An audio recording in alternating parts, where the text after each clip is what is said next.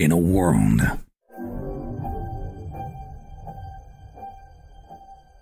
where Carolina Panthers fans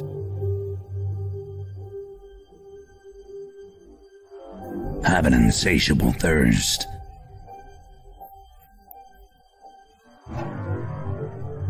for Panthers news and opinions. Panther fans unite! My name's Tony Dunn. Cody Lashney, how you doing? CK's in the house. How you doing, my friend? The Stat Daddy. But I think Derek Brown, hey man, he deserves that dab on him pick. Dab on him, Phil Snow. Dab on him. All the same, yeah, 100%. We can just Mine is going to go to the fullback. I'm going to dump on the Richie guy. Dab on him, Shaq. I'm going to put the towel on Matt Rule. Y'all took all the good ones. Only one postgame roars ferociously. It's the C3 Panthers postgame show. Back to life.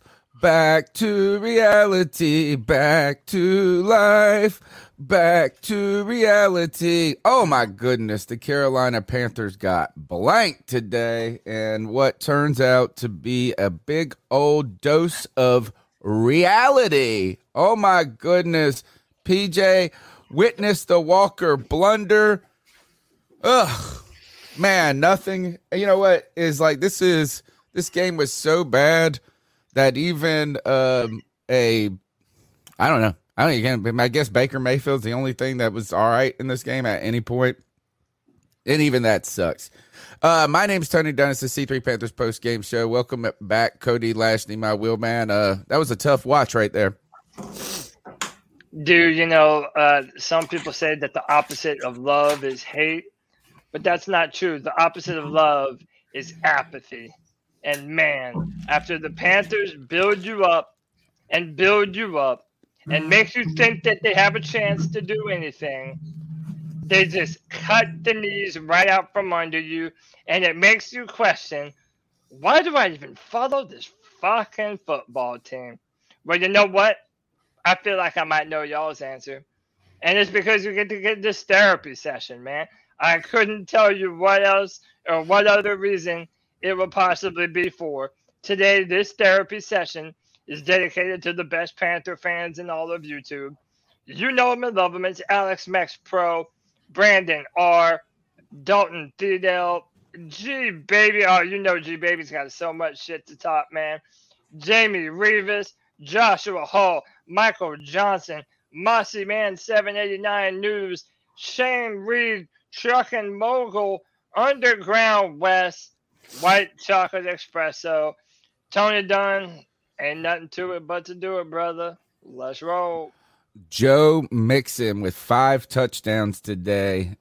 He was a wrecking machine. Joe Burrow, in the face of any type of pressure, just throws dimes all the time. And the Carolina Panthers blundered, stumbled, and fumbled their way to a top draft pick. Good news, CK, the Lions are winning. Nope, right? They went down by 3 just with 16 minutes left to go. So the Lions did beat the Packers. I'm sorry. Yeah, it is. I'm talking about the Commanders. The Commanders were beating the Vikings, and that would have been good for us, but that didn't work out. The Jags won. The Jags won. I think really a lot of things in the scores have shaken out for the Panthers to get a top draft pick. Now, this was not an entertaining watch, CK. No. This was a bad one. This was a bad one. I don't even know. I mean, was it the worst ever? I don't think so. Yeah? Yes. I mean, you got to think like one of, yeah, for sure. They scored 28 points in the second quarter alone. We were mad about our defense giving up 30 points last week. They gave up 30 in the first half. Like that's how bad this was. If they didn't pull their starters and they didn't put their backup quarterback in there, this would have been a worse game than it was. This was a horrendous outing by this entire team. Not one person, not one player, not one coach. It was the entire team did not show up to play today. You can't even give Baker a pass in this situation. He almost threw an interception against backup players, right? The dude's coming in. I mean, those are all people are going to look at. And Greg had talked about it in our little chat we have during the game, that only people are going to look at and see 21-42 and think, oh, well, it could have been worse, right? It would have been worse. If the Bengals wanted to continue to run this train, they could have just destroyed us. There was nothing we could do to stop them. Right. There wasn't a single good player on our squad. Greg, PJ Walker. Oh, buddy. Witnessed the Walker blunder. Oh, buddy. 3 completions he was 30% on the day. 30% on the day. Mm-hmm. A whopping 9 yards passing. Mm-hmm. He almost had more interceptions than yards. 0. Oh, wait, no, he actually, look at this. He almost had more interceptions, the same amount of interceptions as he did completions. Yeah. He had 3 completions, 2 interceptions. I don't even know if it was, look, he was bad, but, you know, people were dropping stuff too before then. You know what I mean? There's always excuses. And look, you know what? I just want to come out and say that, like, I went on a hill last week with PJ Walker, not saying that I didn't like him or that I thought he couldn't do it, but I went on a hill saying he's not the guy, and I'm not ready to sign him to be the franchise guy. Not saying he couldn't be, but right now I'm not ready to sign him. And I took so much shit for it. But you know what? I didn't die on the hill today. Like the shepherd in Blood and Fire, I took that hill like he took all the hills in King's Landing, baby. I took that hill today because I was proven right that last week was the one outlier in PJ Walker's career of him having a good game. And that good game was backed up by 120 yards of rushing and a great defense. Okay. So, well, I don't say great defense. They gave up 34 points, but either way, what I'm saying is I was on this hill last week. So for the people who called in, I'm the guy with the beard in the bottom corner, trashing PJ. I want to see y'all call in today and talk about this because I have stats to back me up and I will always go with the stats. There are always variables to the stats, of course, but I called it last week and said I was not ready for this guy. I wanted him to work out, but I was not ready to sign this guy to be the guy. And he showed this week that he's not the guy, period. I think the majority of Panther fans, and this is to the defense of anybody who was on this train, right? I think not a single one of us was ready to sign PJ Walker to a 5-year franchise type of deal. My God, right? I wouldn't even sign him to a 5-game deal. Not a single, at least on this panel, right? G Baby wants to talk about that. Cody's ready to start him at quarterback next year. Yeah, I never said you're right. I'll say on this panel, you're right. Contract. No, I said start him at quarterback next year. The argument was always, at least from reasonable fans, was always he deserves an opportunity. From what we saw, he deserves an opportunity to show what he can do. He got better week over week. His performance was enough to get us excited about this team again, and that was enough to make us want to at least give him an opportunity to be the guy. Not a single person. And G Baby, you can go back, try to pull the receipts all you want, bud. You could sit there and say that we aren't listening, that we died on that PJ Hill. We did not. Cody and myself, we did not die on that hill. We said from the get-go, PJ Walker has a lot of positive traits, and we think that he deserves an opportunity to prove he can be the guy. This week, he didn't do that. Yeah. I don't even know how. Opportunity. So it's like all he can blame is himself.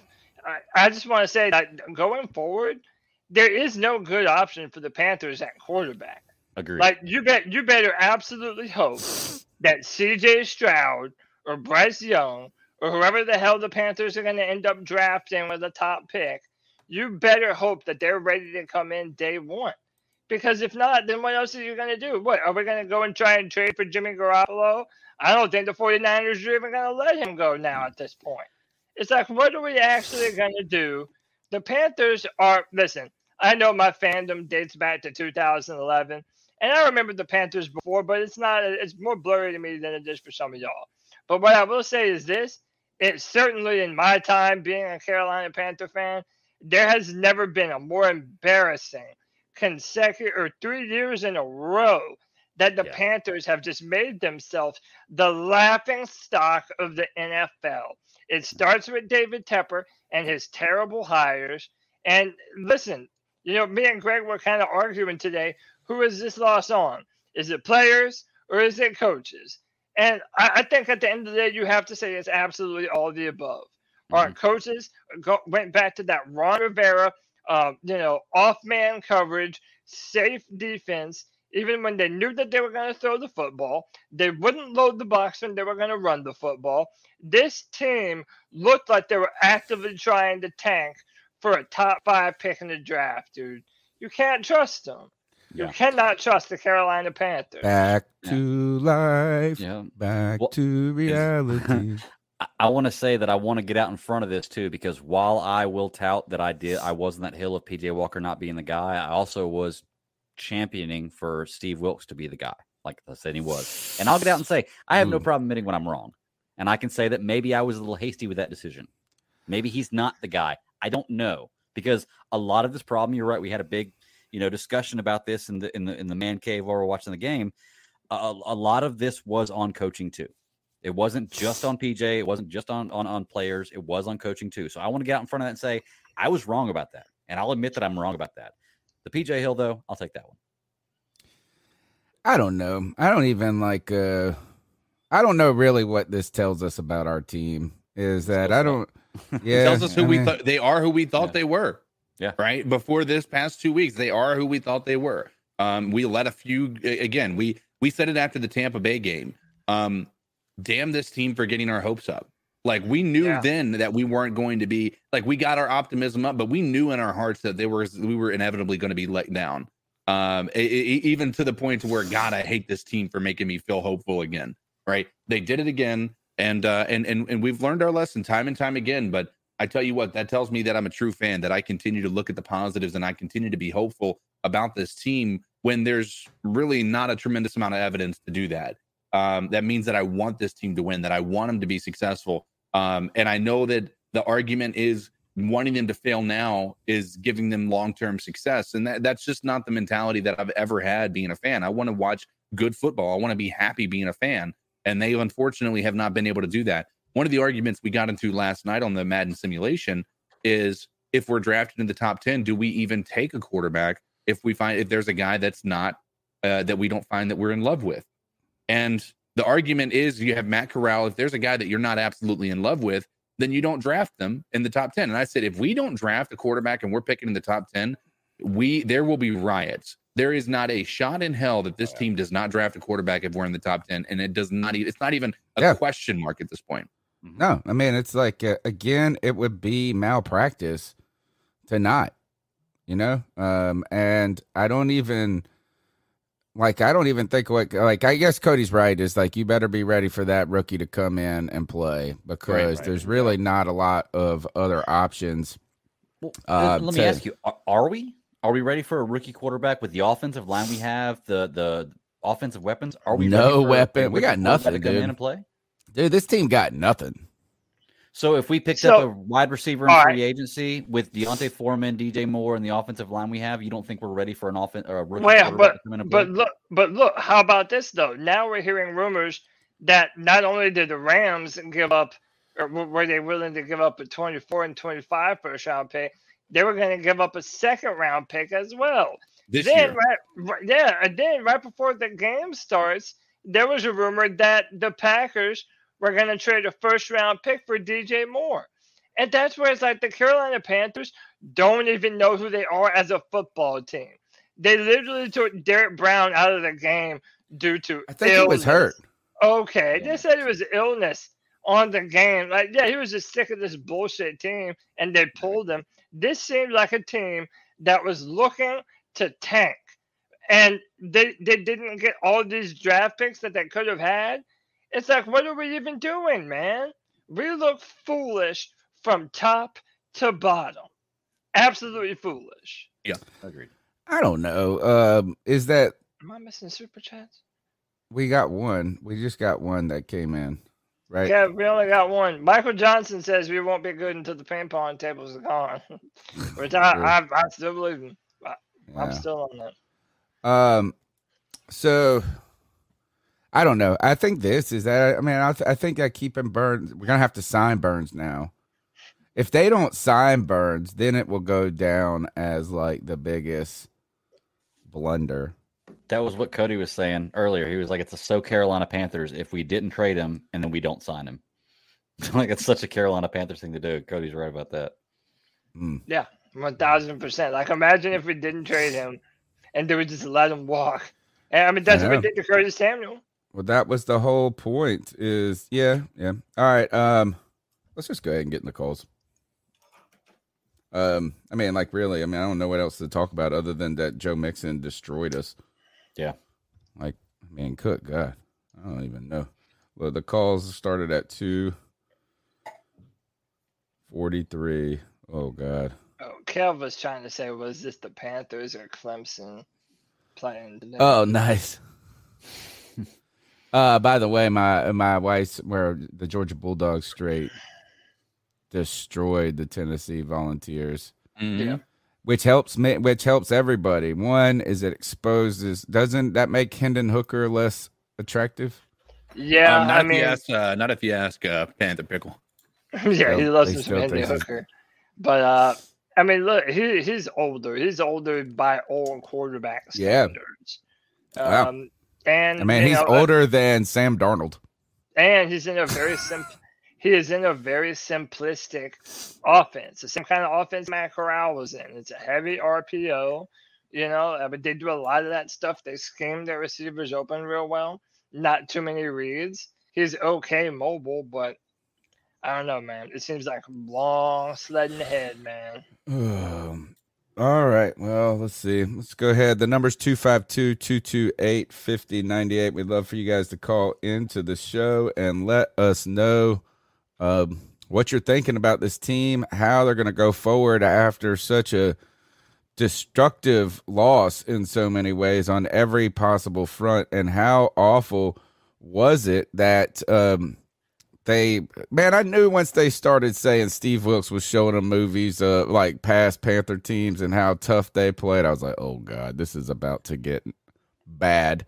Cody, take us into the calls, please. Like, good God. So tough. Thing. So tough. 2-5. So what are your thoughts on catcalling? Yeah, it's pretty. You shouldn't do that to somebody. And how did that make you feel? Very uncomfortable. So how do you think catcalling makes the person feel? It feels good, like. Who's that cat sitting in the back corner with his face buried in the snow? Who's that kid that can use one? Hey.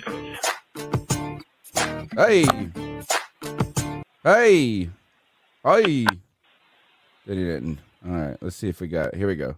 He called again. There we go. What's up, guys? First time caller, month-long listener. Oh, my. Nice been listening to the welcome previous to the podcast here a little bit. Had a few thoughts for you guys. First off, I agree with Tony. Kickers do not lose games. You wouldn't say that about the offensive line. Their only job is to block and to not get penalties. What did Brady Christian do? I think he had 4 or 5 penalties that game. Second topic, Keith Wilkes. I think he's got the respect of the locker room. I think he's a hell of a coach. And then I think you open yourself to all sorts of problems if you fire him right now and don't give him a shot. And then I had another little before the game. Little question for you guys. Let's say we are picking number 2, maybe even number 1 next year draft. Do we trade back? And the Hooker's looking pretty damn good. I think he's got something like 21, 24 touchdowns with only 1 interception, bringing back a Tennessee team that most people wouldn't put in the top 4 this year. Look at the latest CFP ratings. I mean, come on. I think you leave PJ. I think you re-sign him at least to a 1, maybe a 2-year deal. Let him bridge over to Hooker. A lot of people don't like him because of his age, but I think he's a hell of a QB. They need to extend Burns now before another defensive end signs for even more money. I think we draft or we trade for a tight end next year. And my biggest question is, why the fuck ain't Brandon Smith in the game? Motherfucker's a dog. We saw it in preseason. That's why they drafted him, put his ass in. Sorry, Cody. Matt Corral is not the one. He just ain't. Hendon Hooker's got more talent in his left foot than Matt Corral got in his whole damn body. Even including that foot he can't walk on right now. Zing. And then I think we use those couple picks to pick up a top DE, defensive end and a top wide receiver. You probably get one or two, one first-round pick, one second-round pick for that top spot. Hell, you might even be able to get 2 first-rounders. And then what y'all saw on drafting a safety and then moving Chin to the linebacker position, make him the absolute captain and commander of the defense, square in the middle of the defensive field. I dislike all of it. And then last thought of the day, extend that motherfucker Foreman now before he gets more and more pricey. That dude is a dog. He's Derrick Henry 2.0. This is what happens when I play a ignorance call. is bliss. Ignorance is bliss, man. This call was before this game. That's what I'm saying. He was ignorant of what the reality of the situation is now, like I was. Hey, man, like I blame myself for letting the Carolina Panthers get my hopes up into thinking that they were actually going to be a competitive football team. That's on me, man. 100% shame on me. Yeah, you did this to the fans, dude. This is your fault. Your fault. For me, don't even give I feel great. I feel great. What I mean by that is, God, this sucked. But, you know, I said this on the Friday free-for-all that the funniest part about this was we're here going, oh, fuck the Giants. They suck. Oh, man, fuck the Seahawks. They suck. And then we're sitting here at the bottom of the worst division in football. Like, what kind of assholes are we? All right, let's get to a call of someone who, well, this is a call from 2:15 today. Let's see. Make sure I got the right. Uh-oh. Man. Uh-oh. Complete foolery. Idiocy. At its fucking finest. This is G, baby. I'm calling it at halftime. I'm about to go buck wild on the panel. Hey, Tony, let me shine today. Because we had some fools, some idiots on the motherfucking panel that were literally trying to fucking promote PJ Walker and this sorry ass fucking team that we're watching right now. Motherfuckers trying to fucking promote the dick sucking PJ Stalker Walker fans. Where are you Walker fans at, man? Let me have the fucking panel today, Tony. Let me do work for you, G. CK and fucking Cody, like, y'all make me fucking sick. And to be quite honest, bro, y'all are just as bad as fucking Rat Rule. Y'all are a bunch of rats, bro. Oh, I'm gonna call it how I fucking see it, bro. Y'all, football IQ is complete fucking pathetic trash. I can't back that. Greg, you and Tony might be the smartest motherfucker on the fucking panel, bro. I can back that. Greg ain't no fucking fool, bro. I can back that. Greg ain't no fucking fool. He tried to tell you guys, man. Oh, we going buck wild today. We going buck fucking wild today, boy. We going buck fucking wild. Hey, Joey the Blind Panther, bro. I wasn't even gonna say nothing. I'm gonna take the high road, bro, because I don't want to be the stereotypical angry black man, bro. But your blind ass can walk around that fucking Bank of America Stadium, bro. Bring your blind ass on the free throw. I'll say that shit to my face, bro. Oh, God. And let me know when your balls drop. I'm calling in today, boys. I got ammo, and I'm feeling juicy. Ammo. Yeah, Cody like the same motherfucker that was trying to fucking tell us Ed Reed went to fucking Clemson. What the fuck are you talking about? I thought you knew your Dawkins. That was a slip up, damn it. I meant to say Brian Dawkins. Don't worry, it's like G Baby will turn his sights on anybody. I've gone from the smartest, the dumbest dude to the smartest dude. Same with Greg. Greg's been in his crosshairs plenty of times. It's just like G Baby is so like back and forth with this panel. Like he'll be like on our side and completely hate He's every right, one of us. though. He's right. Is that Cody sipped the syrup or whatever, the Kool-Aid too quickly. Yeah, call it Walker juice. And you, Cody, let's just be honest. Like G Baby will turn his crosshairs on people. You dig in on a position and you just won't budge. You know, when it comes to, and I think for the Matt Corral, PJ Walker into next year is like, that's your position. And I feel like you won't budge. Like, I commend that though. I'm still not every wrong. Sometimes it's on the verge of just being, it's just stubborn. Sometimes it can be. They tried to lose, and they didn't even put up their best performance today, man. So I'm still right. And what, G Baby, rub my nuts. So my defense here is, again, I mean, now I can't speak for Cody. I think Cody does die on his heels from time to time. But for me, like even with my stance on PJ Walker last week, if you go back and listen, like my argument always was, and my argument with Greg was, you can't say that Steve Wilks is going to come in here and earn the starting job after the 2 weeks that he's had or 3 weeks he's had, and say that PJ didn't do the same thing because he played well enough. And unfortunately, they both completely shit the bed today. And so I think it's fair to say that not everybody was wrong in that case. I said that PJ Walker has the ability and he's earned the opportunity to try to win that starting job. But at the end of the day, he didn't earn it. He lost that opportunity after this game, in my opinion. And so, G baby, you can continue to die on the hills you're talking about. You can say that people don't have IQ all you want. You can try to attack people's intelligence, but I'm telling you, brother, you're wrong on all accounts, and your assumptions about what our opinions are completely wrong as well. So before you come in here and start making those accusations, why don't you go ahead and start looking at some of your misses in recent history as well, Dante Jackson being one of them. Yeah, I'll agree with you on that. You guys are much smarter than me. So as far as football IQ goes, I would say I wouldn't agree with the football IQ comment. But I mean, you know, we all pick hills to die on, right? You know, and I'm admitting right now that, you know, I was wrong as well last week with Steve Wilks. And you know, right there. So I want to know is who's regressed the most in your mind with confidence going forward, right? Is like, so I think one of the things we said in the last show was that you can't use a 3-game sample set of good games to verify something, but then if you use a 3-game sample set of bad games and not use that, right? Like, I mean, it's like, and the comment I made was this, is that if you're ready with PJ to make a determination after 3 games, then you should also do that with Trevor Lawrence after 3 games. And I don't think either one of those is a wise move, right? So I think like we said, and that we need more information, right? Last week is a lot of what we kept coming back to.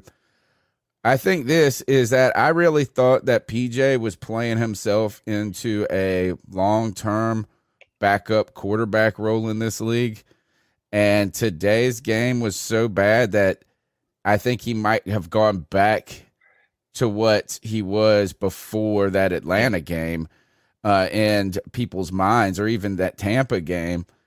And then I thought that really Steve Wilks was doing an admirable job really making a strong case about salvaging the wreckage of the Panthers season. And today was such a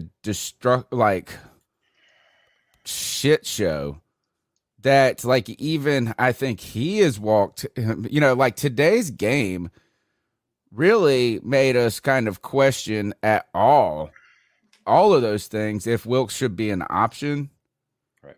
And that sucks, you know, because I don't know, is that like, I look at this game and I know it was bad, but it was just like everything went wrong. You know, I mean, it's like, I don't even want to blame only like PJ or like nobody did. The defense, I would say that they were out there and exhausted, but they also just let people run by them. Yeah. It wasn't even like they were tired. It was just like, hey, look, they scored. Think of this. They scored 42 points. Mm-hmm. And if you look at the stats, the quarterback only had 206 yards passing. He only threw the ball 28 times. Mm-hmm. Mixon only rushed the ball 22 times. You know, I mean, not like, oh, that's a good load, but he had like, he didn't even have like a 200-yard game. Right. He had 4 touchdowns with 153 yards. And he had 1 receiving touchdown. He was 4 for 58, dude. He just single-handedly destroyed us. And it was almost like the Panthers just were like, and he's not even that good. Yeah. He's good. He's a good running back. I've always been the guy. I have not been the biggest Joe Mixon fan. Like, I know a lot of fantasy people have really liked him because he gets a lot of work, it's like volume in Cincinnati. I mean, he's good, but it's not like he's like a elite, like a Christian McCaffrey type player. I mean, it's just like this is that we got punched everywhere. We got punched in the face we didn't even we just sleepwalking out there at all, man. Like, what was the game plan going into this game? What was with all the off-man coverage in this game? Why are you not moving CJ or JC Horn around and putting him? Because we don't ever do that. Why? Why don't we do that? But why does it even matter? Look, they didn't even have their biggest receiver had 60 yards. It's not even like they were just killing us in the passing game. I'm saying we turn it over and they just run up the middle and get a touchdown. Push the pile, which is players. Coach, football team. No aspect of this team was prepared. It honestly feels like we let them walk all over us. It was a bored, uninspired performance. Nobody wanted to go out there and make a play.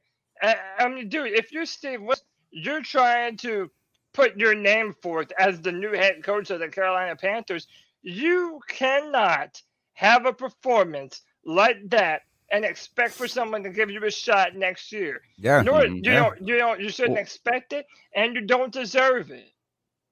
What sucks is everybody's going to claim that Steve will, and it's to a certain point, it's true. It's never been given a chance. And it's like, well, what team hires a head coach that's good? Like fires their head coach and hires a new one that's good.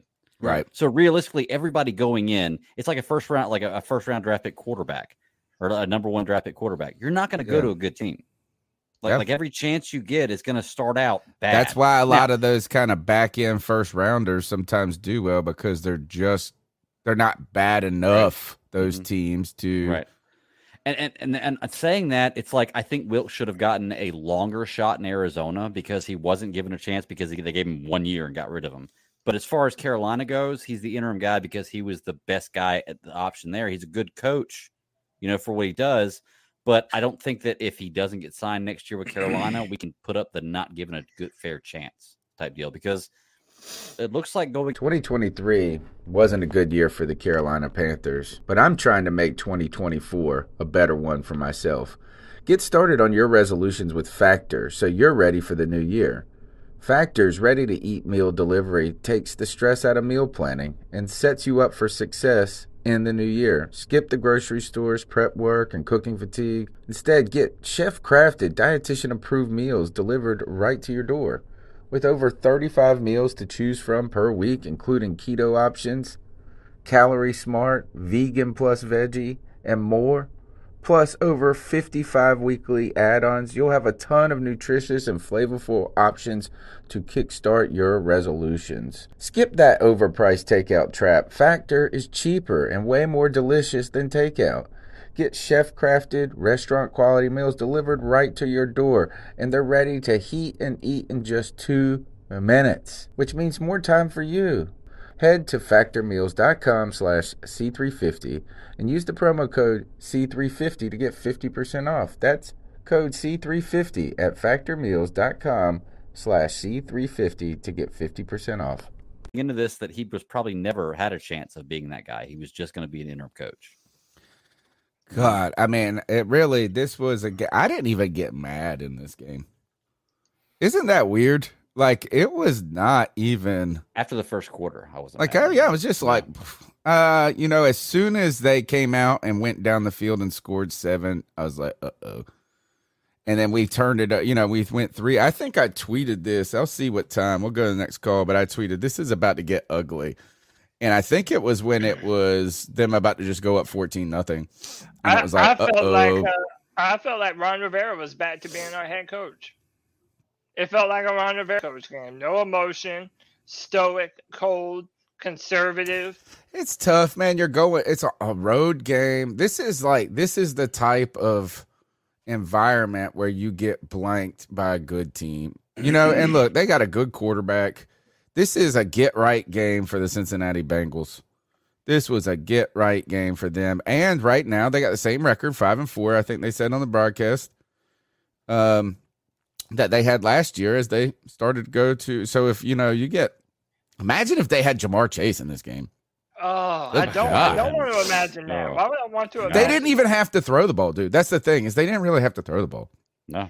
I mean, I was I was probably most mad when they did. They were up like 30 points, and then they were like throwing bombs on third down. I was like, oh, God, yeah, assholes. And to be fair, like they scored 28 in the second quarter, but like one of those was off like a 15-yard field after a turnover by PJ Walker. So, I mean, like. This is awesome. Look at this. First drive. The Bengals go 11 plays, 90 yards. Oh, it was terrible. Scored touchdown here. This is Panthers. This is crazy. 5 plays, 6 yards.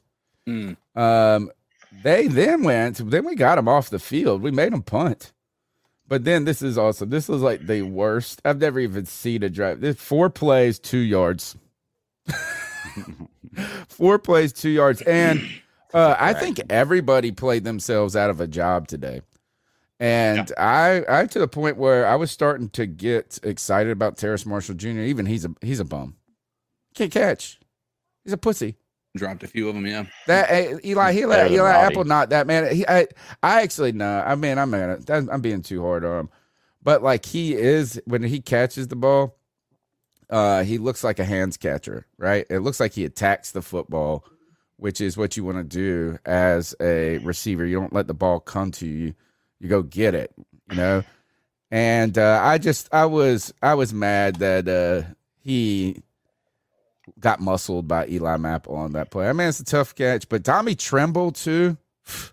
Nobody did PJ any favors either. So like while PJ was 3 for 10, and it started to fall apart once he started throwing those interceptions. But before that, it was Terrace Marshall Jr. drop pass, Tommy Tremble drop pass. I mean, that Tommy Tremble one went like whoop right through his like it might as well. It almost hit him in the face. It may have. You almost need to do like in the movie The Replacements, the guy who couldn't catch. He was like super fast, and they Orlando just Bloom. threw the ball so fast that it stuck in his helmet. Like, that's what you needed to do for Tommy Tremble. Anyway, look, we've got 226 people watching right now, which is pretty cool. Is that here is despite really probably the most apathetic. And I'm telling you, I like this was a game. I'm trying to think of one where I was less. I'm not even mad. I wasn't even mad. I was just like, I laid on the couch. I watched it. Didn't even. I mean, it was just like, oh crap. We got woke. It was just a dose of reality here. So give them what they want. Give them what the people want. Yeah, I mean, look, you're damn sure not coming here for Panther football, right? Because the Panthers are embarrassing. But what you do come here is to get your rocks off with the voice that knocks your socks off. Talk to them, Big Papa. Ladies and gentlemen, boys and girls, we have arrived. We've hit rock bottom once again. We thought we climbed our way out, just a little bit of climbing, and we found ourselves right back down at the bottom. Carolina Panthers come in here, get destroyed by the Cincinnati Bengals, and now we are looking forward to the draft once again. And you guys have come here to talk about the Carolina Panthers and their underperforming, or maybe you're a Cincinnati Bengal fan and you're coming here to gloat about the Bengals' performance without Jamar Chase. But you haven't hit that like button yet. I have one thing to say to all you absolute freaks. Subscriber shame.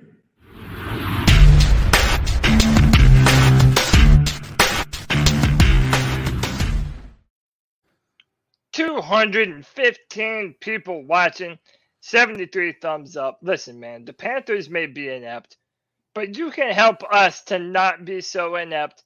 Hit that like button, hit that subscribe, hit that notification bell for every single time the C3 Panthers podcast goes live. It supports us. It supports the channel. Man, what else are you going to do? It feels better than pulling for the Panthers. So hit that like button. Come on now. Put your feet up on that couch right there. It's the therapy session as the Carolina Panthers fall 42-21. And really what was just I feel like the 21 doesn't even, I don't know. I don't even know if there's a legitimate touchdown. Maybe the first one by Baker. Like the rest is just the Bengals just trying to go home at this point. The number's 252-228-5098. Let's go to the next call. Good morning, good evening, good afternoon. This is James Barrick, Monfils Evangelista, reporting to you live from Houston, Texas, where the game is not quite over. Currently, the score is 42-7. I woke up this morning at 7 a.m. and drove to Houston, Texas from Dallas, Texas, because I am a performing musician that had a show last night. And I made that drive so that I could get here, set up banners, set up everything, be at the host bar. Damn, man. Yeah, guys, I quit. I'm done. I'm not even dealing with this bullshit anymore. I'm no longer giving this team the effort that I put into running a fan chapter. I will keep my Roaring Riot membership. I'll always be a Panthers fan, but until this team does better than this, they don't deserve my time, effort, and energy of running a chapter of the fan club. And that's just how I feel about it. Keep pounding. Love y'all. Y'all keep doing what y'all do. Y'all are troopers for doing this every week, multiple days a week. Love every single one of y'all. Y'all are amazing. Keep pounding. Oh, man. What is that energy? Hey, man, you know what? Go take a breath. Go take a breath. You know, I still hear energy in his voice. I still hear energy. He hasn't quit. Yeah, but he's upset at this moment. He's upset at this moment. He is angry. You know, you're in an argument with your wife. You're mad. It's that initial anger. It'll subside a little bit. But you're right. Running a fan club. Here, just think of this. Is like, man, the Lions fans have to do this. The scariest thing, though, that Cody said on this podcast, like maybe a month or two ago, is like, we are the Lions. Yeah, absolutely. Worse. But well, I mean, like, no, I mean, and I don't mean like the right now, like the team. I'm talking about the team, the organization. It's like, I don't care about a team on a single year basis. We are now. I don't know how much more at the bottom it can really get. I mean, we could be winless. I mean, like that's where, I mean, like we've won what, 2 games. This is today was such a baseball bat to the face. I'll go ahead. I'll counter you there. Like, I can see what you're saying about being the Lions, but here's my memory of the Panthers. Okay, since day one, I've seen the NFC Championship game in the inaugural year. Okay, I've seen the Carolina Panthers be competitive multiple years of their existence. I've seen 2 Super Bowl appearances. Okay, 1 MVP come out of Carolina. Great defensive players like Julius Peppers. The entire time I've been alive, I can't say that about Detroit. Now, while we are similar in the last few years to what Detroit has been in there, from what I've known the existence of Detroit, I've never seen Detroit be a good team, ever, even be close to competitive. I think 1 year Stafford, they went to the playoffs. Who they had? Stafford, they had 1 year, and they went to the With, playoffs. I think who was one the time with Stafford, black right? quarterback, the back coach they had? And they lost the game, exactly. So we're not quite on the Lions level yet, but it's been looking bad the last few years. So I have to push back on that a little bit. I've been here since day one. We've had successful times. We may not have had but seasons, those are getting far in the rear view, man. Good times. Well, no, we're just burnt out. It's not been that far few. It's been 5 years ago. 5 years ago, we were a decent team. You know, we're walking into Commander land. True, but we're not walking into Detroit Lion land. Can I just speak to this call for a minute? Dumpster fire. And by the way, shout out. We need David Tepper to listen to this. He has a crazy name. Pardon me, brother. You know I'm going to mess up the name. But to this last call, there's the fan chapter. This is what I say every time Noah and Connor come on. Like, when you don't, year after year, when you don't give this team, or this fan base rather, anything to cheer for year after year, and you just keep on cutting the fans out at their knees, Oh, then on top of it, the Panthers are the 5th most expensive game to go to in the NFL. Like every single thing. Is that really true? Yeah, yes, that's really true. I believe it. I believe it. I'll pull it up in a minute. I believe it. It's a nice stadium. It's not even a great stadium. But what are you gonna do for these fans that are just like, fuck it, why am I even trying? Like the team gives us all this hope and emotion, and then comes out flat as a pancake. Why is that acceptable to anyone in this organization? Why is this bad? Why did you not trade Brian Burns if you knew that you were going to have this kind of energy level today? Why did you not trade DJ Moore if you knew that you were not going to have this kind of energy level today? It's dumb as hell, man. And I don't. Well, you know what? They're dumb. They didn't come to today's game expecting to play like shit. You know. But you know what? It's still dumb on their part that they feel like this team is, in a position where you're either going to tank or you're going to try and compete for the division. And the Carolina Panthers don't even know which one they want to do. That's easy to say in hindsight. That's easy to say in hindsight since we got our asses beat today. But just last week, you were talking about the possibility of us winning the division if we won that game. So even you last week thought that this team, which we got to go with that they're basing their thoughts off of, is a competitive team. So they didn't know coming out today they were going to suck as bad as they did. I guarantee you they didn't come out thinking, let's suck it up really bad today. Was there no? So I mean, that's hindsight. Why did none of the players on this football team look interested in getting a victory today? Why? I don't know. Well, because they were shell shocked, dude. They got shell shocked. Hey, have you guys seen this, by the way? No. I love when I find things on the internet that you guys haven't seen because I feel like I'm always last to the party on stuff. This is the Carolina. I would say this is the Panthers today. But I don't think we were this tough.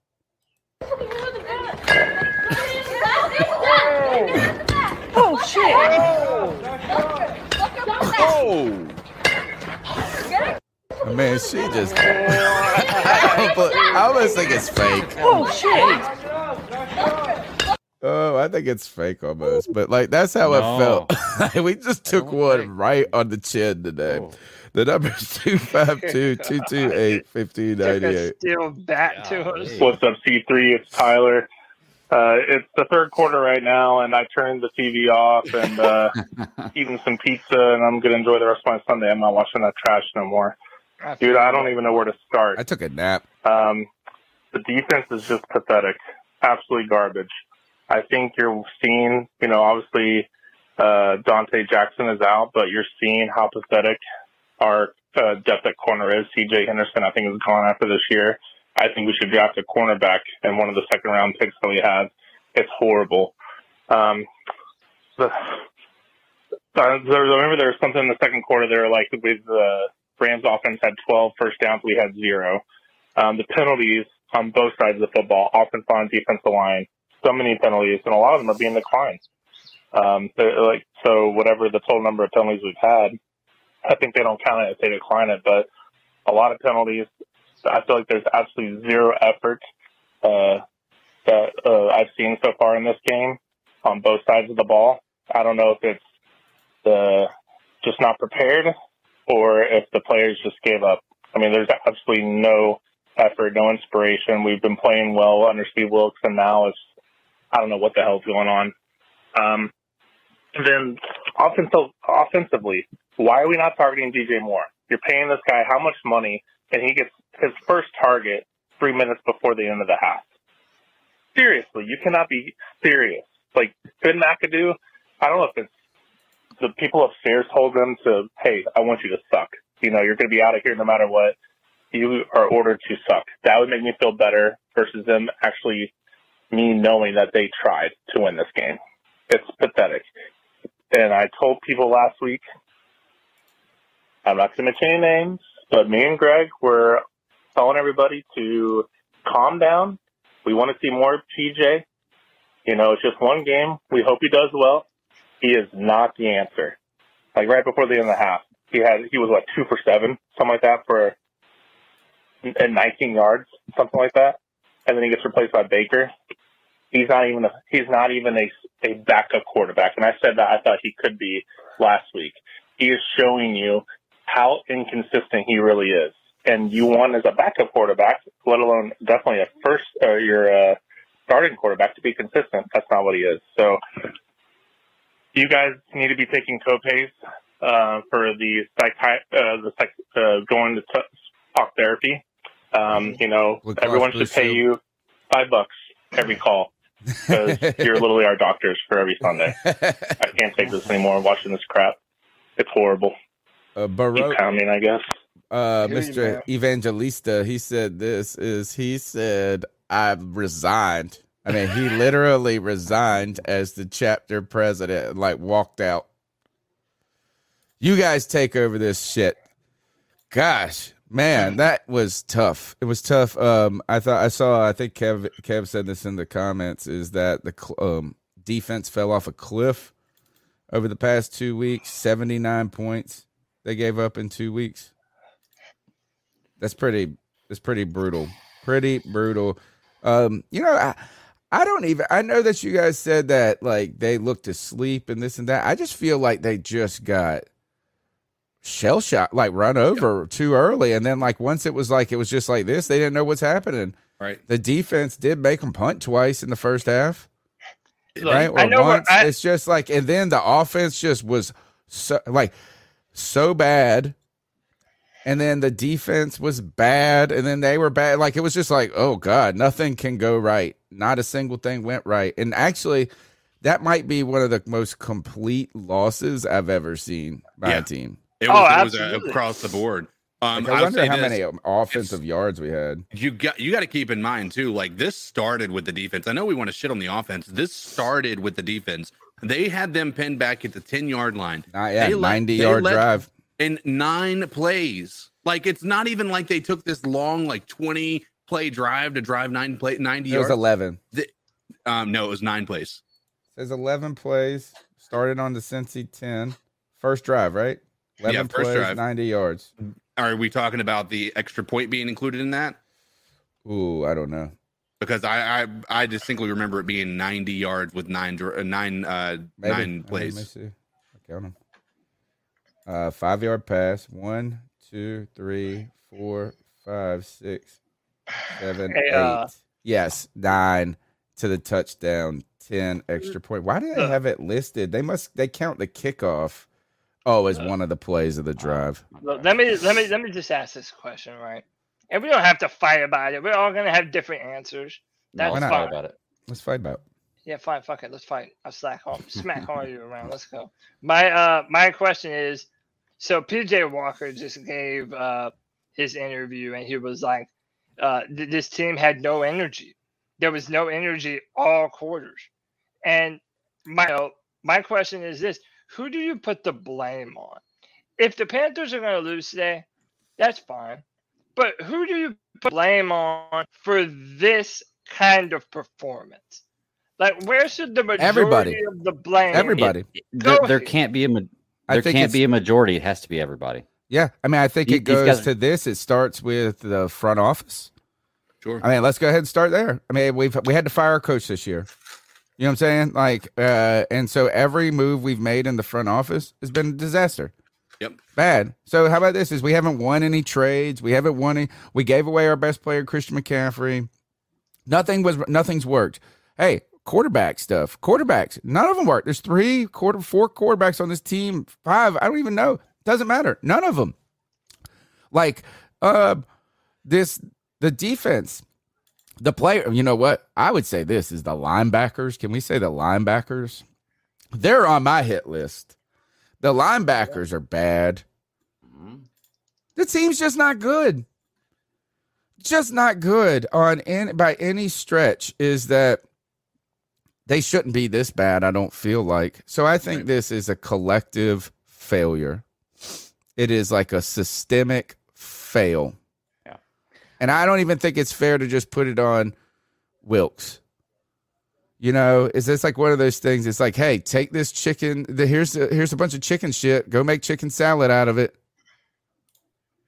Yeah, I think that we had a pretty pretty good discussion in like while watching the game together, me and CK and Cody, about this because we were on different ends of who was what, but I think in the end we all just kind of decided that it's got to be 50-50, man, because there are certain plays that you can't blame on coaching based on what the player does, and there are certain plays you can't blame on a player based on where the coaches put them.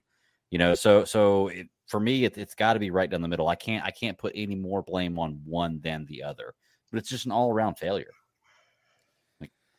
Like this one, we could blame Joe Mixon. Yeah. Good God. And look, so what do you think, Cody? What do you think, Cody? What do you think? I don't think anyone on this team actually cared about winning the football game. I genuinely don't. I feel like that's so harsh to say, man. Like, you asked me what I think. I think that this team fucking gave up. You know what? And this is what I can't prove. I feel like our team could have given a better performance than they did today. I feel like they fucking chose to not. They chose to let the Bengals run all over them and, they're going to get these coaches out. We're going to get PJ out. PJ was throwing into double coverage. Like, literally everyone that we gave a little bit of praise to was like, nah, fuck it. Let's just betray their trust completely. So it's like, man, whatever. Or they just really are. They just are who we thought they were, though. It's like this is actually who PJ is. Yeah.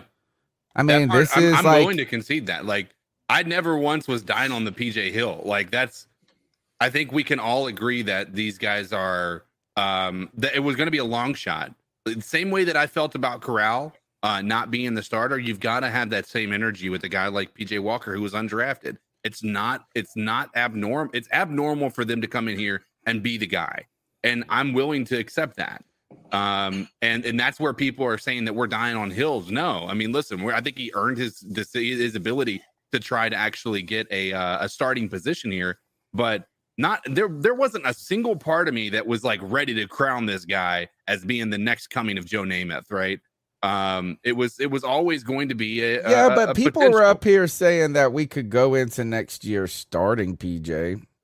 We could, under circumstances that they put out a good performance and made it to the playoffs. Right. Nobody's willing to blanket give PJ Walker the starting job. I always said that you had to prove it. I'm the guy that coined the term, it's prove it season. If you don't prove it, you're not the guy.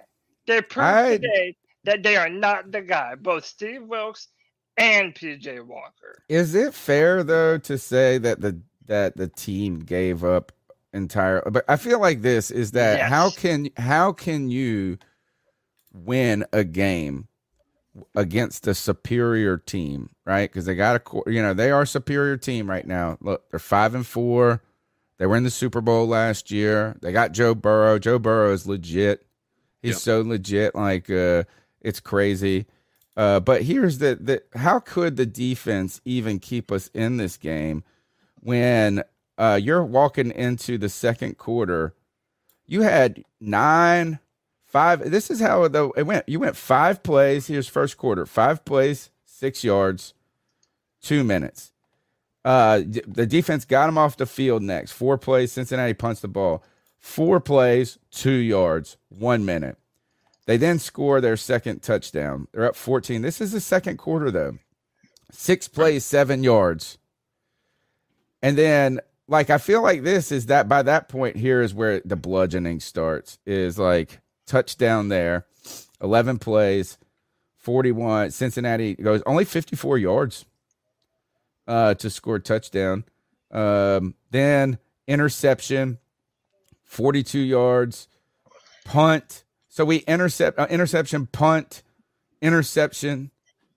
Like, how could the defense have even kept us in this game when the offense just couldn't even, they couldn't even, by the time they walked out onto the field, they were already walking off. That's what I'm saying. Like, to me, how could you, I know that the defense, you say lose, they have the energy. How do you generate energy on the road in a place that's just freaking packed? I mean, it's like, a kind of a hostile environment, and your offense is like one of the worst offenses in college football. You know what I'm saying? It's like that's what I'm saying. Like, dude, if you're a football team, you can't win football games if you don't believe in yourself. And this team does not believe in themselves as a unit. Whenever our offense plays good, our defense never does. Whenever our defense plays good, our offense never does. It's like there is no cohesion to this football team. We are the blind leading the blind. A bunch of Joey the Blind Panther Esquivels looking for the football, and they can't find it. They can't find it, man. And this team did not want to win today. You cannot convince me otherwise. Do you think that Brian Burns is worthy of getting paid? So now, how about this? Is not only we have. What about this? Is Cody? You said earlier that it would be the total Panthers thing if we didn't trade Brian Burns for those picks, and then we let him walk. But my question is, should you even pay him? So I was in the man cave during the game with my man J Subs, and he was like, "Name one time that Brian Burns has ever taken over a football game." I'm asking y'all. He had one. He had a good play today. He got sacked. Joe Burrow was just standing there. I mean, he has had many good plays. Yeah. My question: when has Brian Burns ever taken over a football game? I pose that to any of my panelists here. I pose that to any of the 210 people in the chat room. When has Brian Burns ever taken over a football game? If he hasn't, then I don't know. Why didn't we trade him? I told you guys when we heard the news, the initial news, when we thought it was Philly that was offering it, I was like, I'm surprised they didn't take it. It was right after the Christian McCaffrey trade. I was like, I'm surprised we didn't take it. But then again, it's these futures, man. The future picks is that. How does that help anybody? How does that help Scott Fitterer keep his job? Does it? The Philly thing would have been good because they have multiple picks, I think, in the first round, and they have a couple of good ones right now due to trades, if I'm correct. But either way, with Philly, like I'm going to go ahead and tell you right now, like go ahead and look at Philly and think they're an amazing team because they're 8-0 right now. But go back and look at the players the teams they played and the quarterbacks they faced. They have the 10th best strength of schedule. Yeah, let's see if they stay undefeated the rest of the season. I think they have a look good at their team. schedule. They have a cake. Like you think that they've had an easy schedule so far? Wait until you see what their schedule looks like now. Well, they do. You're absolutely right. But that's kind of my point is go back and look at their schedule, who they've played, and the quarterbacks they've played. That they've happened to play this quarterback, this team, the week they played them. When did they've they been break very lucky. But luck goes into being a great team. So when did they break this news about the second round pick, guys? When was this? Like, how did you guys find this? It was like this morning. I woke up to it, and yeah, it was like it was around like 9. It was like early this morning. I mean, I can find it. Tony, I'll let you make the call on this. I got Steve Wilkes' pressure. Yeah, let's see. Let's see what he's gonna say. I mean, like, I don't know. What is he gonna say? I mean, like, what can he say at this point? It's not a long one. It's not even 5 minutes. Let's see what my man has to say. A lot of credit to Cincinnati. I'll turn it lower. Good football team. Finally loud. Finally got enough sound. Chance in so many categories. We couldn't get anything going offensively. Defense, we couldn't stop them to get off the field. We started slow and really couldn't stop the bleeding. And I put all that on me. Got to be more prepared and ready to play. We got to go out and execute. And most importantly right here, we got to find answers. And that's exactly what we're going to do. Turn it up just one hair. With that, I'll take your questions.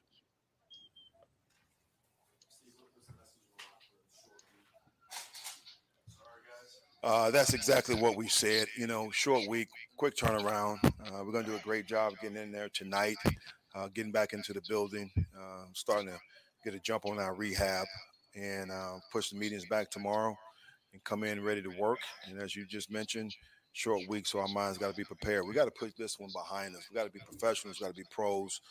Start with me with the mindset and understand that, again, it's one game. We got a divisional opponent this week, Thursday night. We got to be ready to play. I couldn't tell you right now, Darren, and we'll be able to sit here and look at a few things, talk to the staff, and I have that answer here soon. I'm not going to get into hypotheticals. Right now, coming off this game, we need to watch the tape and figure out exactly where we are in all three phases and get guys to step up, as well as coaches and myself. I got you, Nirvash. It's not any kind of reason. It's not any kind of feel. You're going through the process, and you saw what we gave up the last interception right there before half, and I felt like we needed a change. That was it. What's with the boom mic? What do you mean? There's a shadow. It's like somebody's fingers. We got to understand, even though we're in man-to-man, we got to get a little wider inside. We can't get reach. We got to fight and play down the hill as a linebackers, using our hands to get off blocks. So it was a combination of things.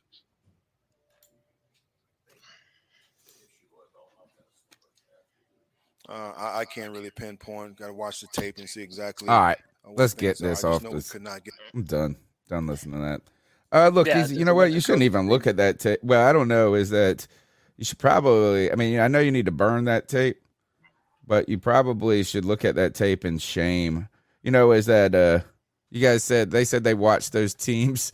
He's like tried to show them some physicality of all those past Panther defenses and those teams from like 2014, 2015, 2013. Like, imagine watching that side by side and being like, y'all bitches ain't that. We got a good super chat here. Thanks, by the way. I want to just shout out to the fans here. 208 people strong right now watching the broadcast, which is, I guess, in some ways, the post-game shows benefit when we stink. Yeah. I feel like last week and even the week before, the post-game wasn't even this big. Look, as we got to band together, this is going to be a long ride. If today is indicative of what's to come, we are back. We are back to where we were before that Tampa game. In fact, the draft. Yeah. So we got 9 more weeks. What was this? Week 8? We're at the halfway point. Nine more of these post game shows to do. So brutality. Thank God I'm a glutton for punishment. Nervash with the super chat. He said Burns has never been dominant. Thank you for the $5 super chat. Good, not great, not worth overpaying. He's more of a pass rushing specialist and not a complete defensive end. I hate to say I'm leaning this way, which then means that it was such a big mistake to not trade him. Because it's not only that if you don't pay him, it's like if you don't believe that he's the dude, like why would you even allocate a bunch of money to someone who you then are going to impede you from paying the guy that becomes the dude one day, maybe. But yeah, one more, by the way. When you're done, I thought you were done. Go ahead. What's next? And then, my boy White Chocolate, he's a South Carolina fan, so these are the only little victories that he gets to have. So I'm going to let him have it. He says AP poll has something at 12, Cody. What a bad weekend. Your boy's down bad, y'all. Your boy is down bad. I need every prize pick we made was just destroyed by. Why did Oh God! And I lost to your ass in fantasy. What a damn! How is it already over? I mean, we got it still. Go look at the score. You already have like 70-something points, dude. All right. Next call. What's up, C3? Anthony from Charlotte. And, well, this is no surprise. I mean, I'm one of the few Panthers fans that accepts the reality that we're just not a good football team. Yep. That's it. Is that it? That was it. Oh. I mean, it's to the point. Quick to the point. Hold on. Let me get out of this. He might have gotten cut off. Nah, and then I'll make him back out. Sounds like I still hear something in the background. No, not anymore. Let's see. Where are we at? That was it. It was just 22-second call. All right. Here we go.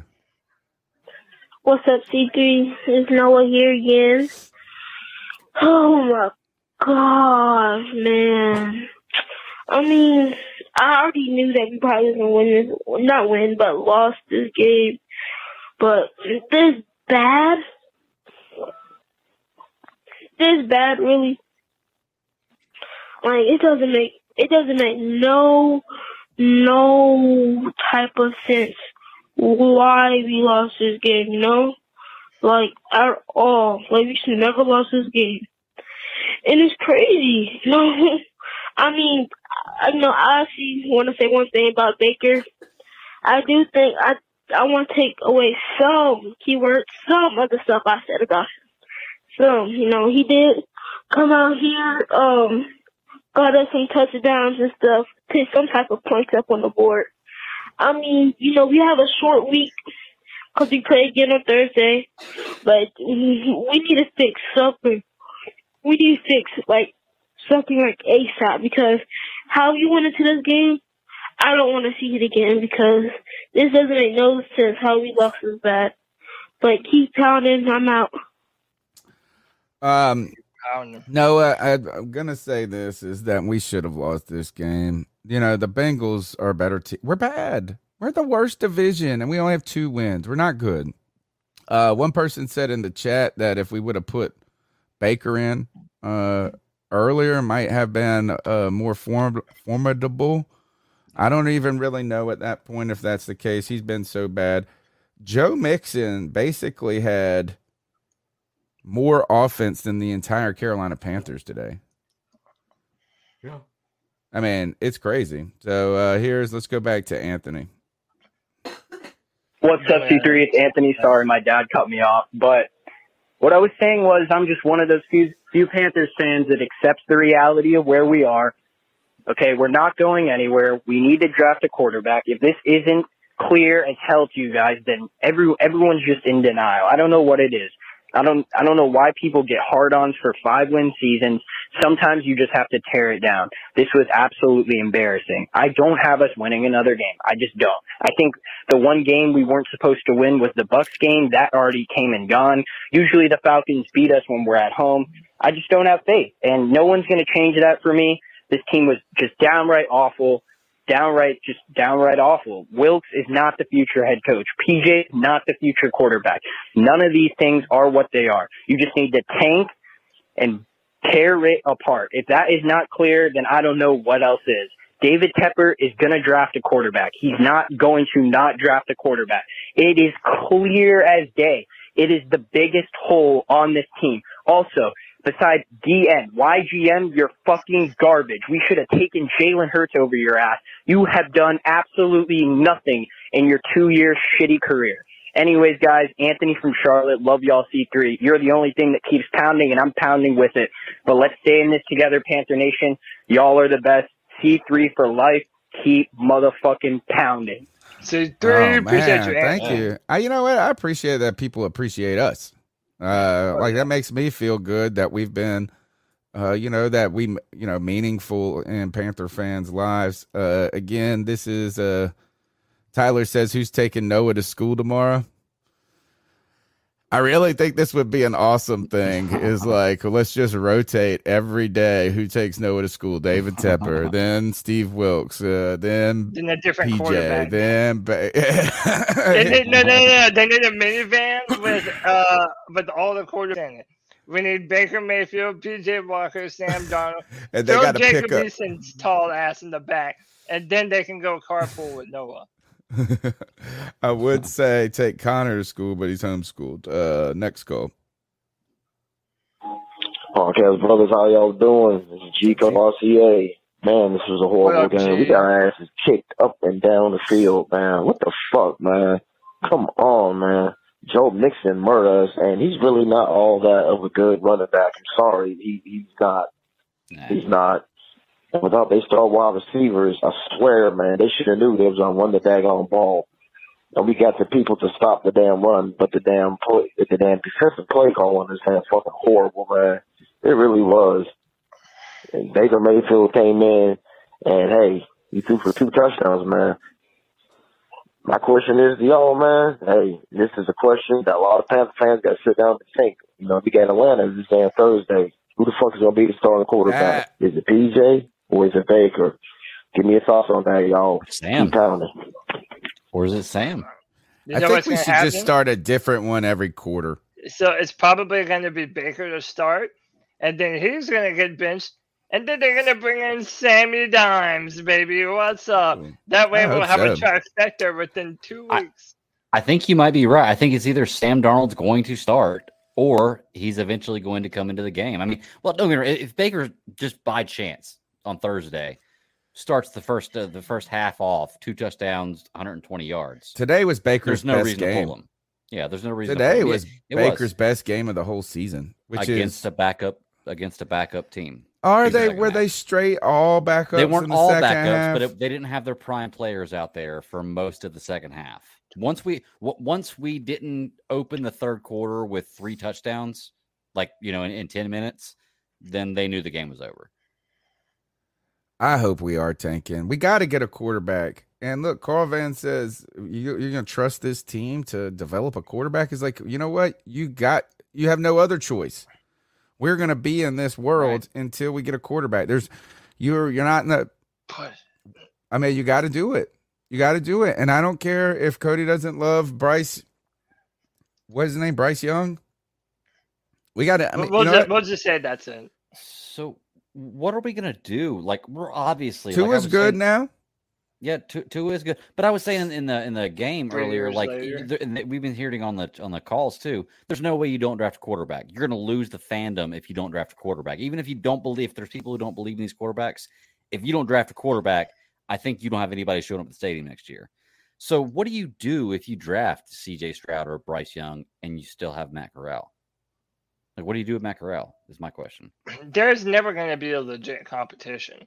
Because Matt Corral if we're going to have a new coaching staff, and they're going to want to go with the day draft. So you better hope. Yes, and that's the way it should be. That's the way it should be. And you are so petty, Cody. You are so petty. You're never going to know if Matt Corral is actually better than anyone or not. I don't care. He's not. He's sorry. He's a casualty of the NFL, bro. He's a casualty. I just said that. Did I not just say that? No, I'm saying petty. You're petty. I go this. This is what I said. Is 2 is good. And he goes, 3 years later. Well, yeah, after having generational 19 concussions and fucking 5 broken legs or whatever the hell it's been. Okay. I'm blaming concussions on coaching for not putting the protection. Can someone tell me who the greatest draft prospect in the history of draft prospects was, and tell me what year he's in, and if he's any fucking good? No. Hey, Tua's on a much better team than Trevor. Much better team than Trevor. I don't give a shit. We had Trevor. I don't give a shit. Trevor's a better quarterback. They weren't They weren't good last year, the Dolphins. So shush. They're just good this year. What? Stop. Stop with you and your stupid ass Trevor Lawrence D sucking, dude. You're the one that brings him up, and you're gonna blame because you just laughed Tua off, dude. You just said you just totally because you didn't like him. Because you didn't like him. No, because he's more handicapped than I am. He's more handicapped than I am, and he's on his 9th concussion. Okay. Great. Hey, good for him. That's the stupidest thing I ever heard. He's not on his 9th concussion. He had 2. Oh, my bad. His 7th. Okay, 2. I'm sorry. 2. This season. Yes, because he got concussed, and then they didn't diagnose it. And they put his ass in the next week. So it's actually just one long concussion. Single year. He's been hurt every single year. Every single year. You can't depend on Tua. Joe Burrow. Joe Burrow has been hurt 2 out of his 3 years. Joe Burrow's been the same drafts. No, Joe Burrow got his ACL torn to shit, and then he went to the Super Bowl behind the worst offensive line of the NFL. And he had his appendix removed. He's been hurt. He's been hurt. It's just. I think you're being too. Look, this is the world has been too harsh on Tua. Tua's out there getting it done. They're 4-4 this year, man. Come on, seriously. They had a lucky run at the end of the season. Kansas City was a better team than them last year. But on any given Sunday, any team can win the game. They won that game. I guarantee you run that Kansas City game back 9 times out of 10, Kansas City wins. What was the Dolphins' record last year? It was not. No, what is it right now? What is it right now? What's it right now? I think they are 6-2. 5 or 6-2 or 5-3, one of the two. Yeah. No, I think they're like 5 or 4 or some shit like that. No, they're not. They've got a winning record. They've won 5-3. All right, they're 5-3. They're like the best team in the. They're not the best team. They're not the best team in their own division. What are the Bengals? Dude, the Bills lost to Jets today. The Dolphins are 6-3. Lost to the Dolphins lost to the Bears. And does that count today? And the Dolphins also beat the Bills. What's your point? Any team can win on any given Sunday, man. Yeah. That's why I said the Bills. The Dolphins beat the Bills. The Dolphins the beat Bengals were not the best team in the AFC last year. The Bills and the Chiefs were better than them. They just had good circumstances in the playoffs. The same way the Giants did the year. The same way the Giants did the year they wrecked the Patriots Super Bowl. The same way the Panthers did the year that Jake Delhomme took them to the Super Bowl. They just had a good run in the playoffs. Did y'all not see what Joe Burrow did to the Panthers today? Come on, yes. Dude. No, I saw what Joe Mixon did to the Panthers today. I saw what Joe Mixon did, and the Panthers were defeated, and Burrow was just picking people off. Burrow's a good quarterback. I'm not saying he's not a good quarterback, but they were not the best team in the AFC last year. They went on a lucky run. Like I said, it happens all the time. A team goes on a lucky run, gets hot in the playoffs. Fine, but you're talking about you and Tony are talking about two different things. No. I'm talking if you're comparing Joe Burrow to Tua Tagovailoa and who you would pick. No, I'm talking about this. No, I didn't say I would pick Tua over Burrow. Yeah, so don't even try to put that in those words in my mouth. What I am saying is this: I said, hey, Tua's good. He's a draft pick that reminds you of the Bryce Young. Like you're going to talk about the quarterback that doesn't do anything fantastic but does everything well. He's that guy, and they're winning with him. You know, is that and here's your guy, and you go, oh, year 3. Why didn't he do it last year? Why didn't he do it the year before? And Trevor Lawrence, the next Joe fucking Elway, can't even get 130 yards passing. Yeah, where's his Tyreek Hill? Where's his Jalen Waddle? Oh, that's right. They don't fucking have excuses. That's coaching and GM right there. They put the weapons around them. Did you notice how Josh Allen was better when Stephon Diggs came to town, right? Excuses. It's almost like those things are correlated. People talk shit about Cam Newton and his passer rate. We had Kelvin Benjamin and Devin Funchess. So petty. It's almost like those things are correlated. Okay. So petty. So petty. So petty. So petty. Petty. Right there, that argument. Let's see if this. Let's see what this goal. Tony, Cody, CK, and the Bat Daddy motherfucker. Tell me, guys. I was reading a report that the Los Angeles Rams would have offered 2 first-round draft choices and a second-round draft choices for Brian Byrne. So, Tony, Cody, CK, Bat, if you are the Panthers GM, do you take that deal? Yes or no? Would you have taken that very generous offer if you were the GM of the Carolina Panthers? I'm interested in hearing your thoughts. Bye-bye. Dude, literally a few hours ago, I'd have said no. But now I'm like, oh, dude, what kind of dumbasses are we, man? Yep. Yeah, it's the hindsight thing. Have. Yep. Right now, in this moment, I would. Yep.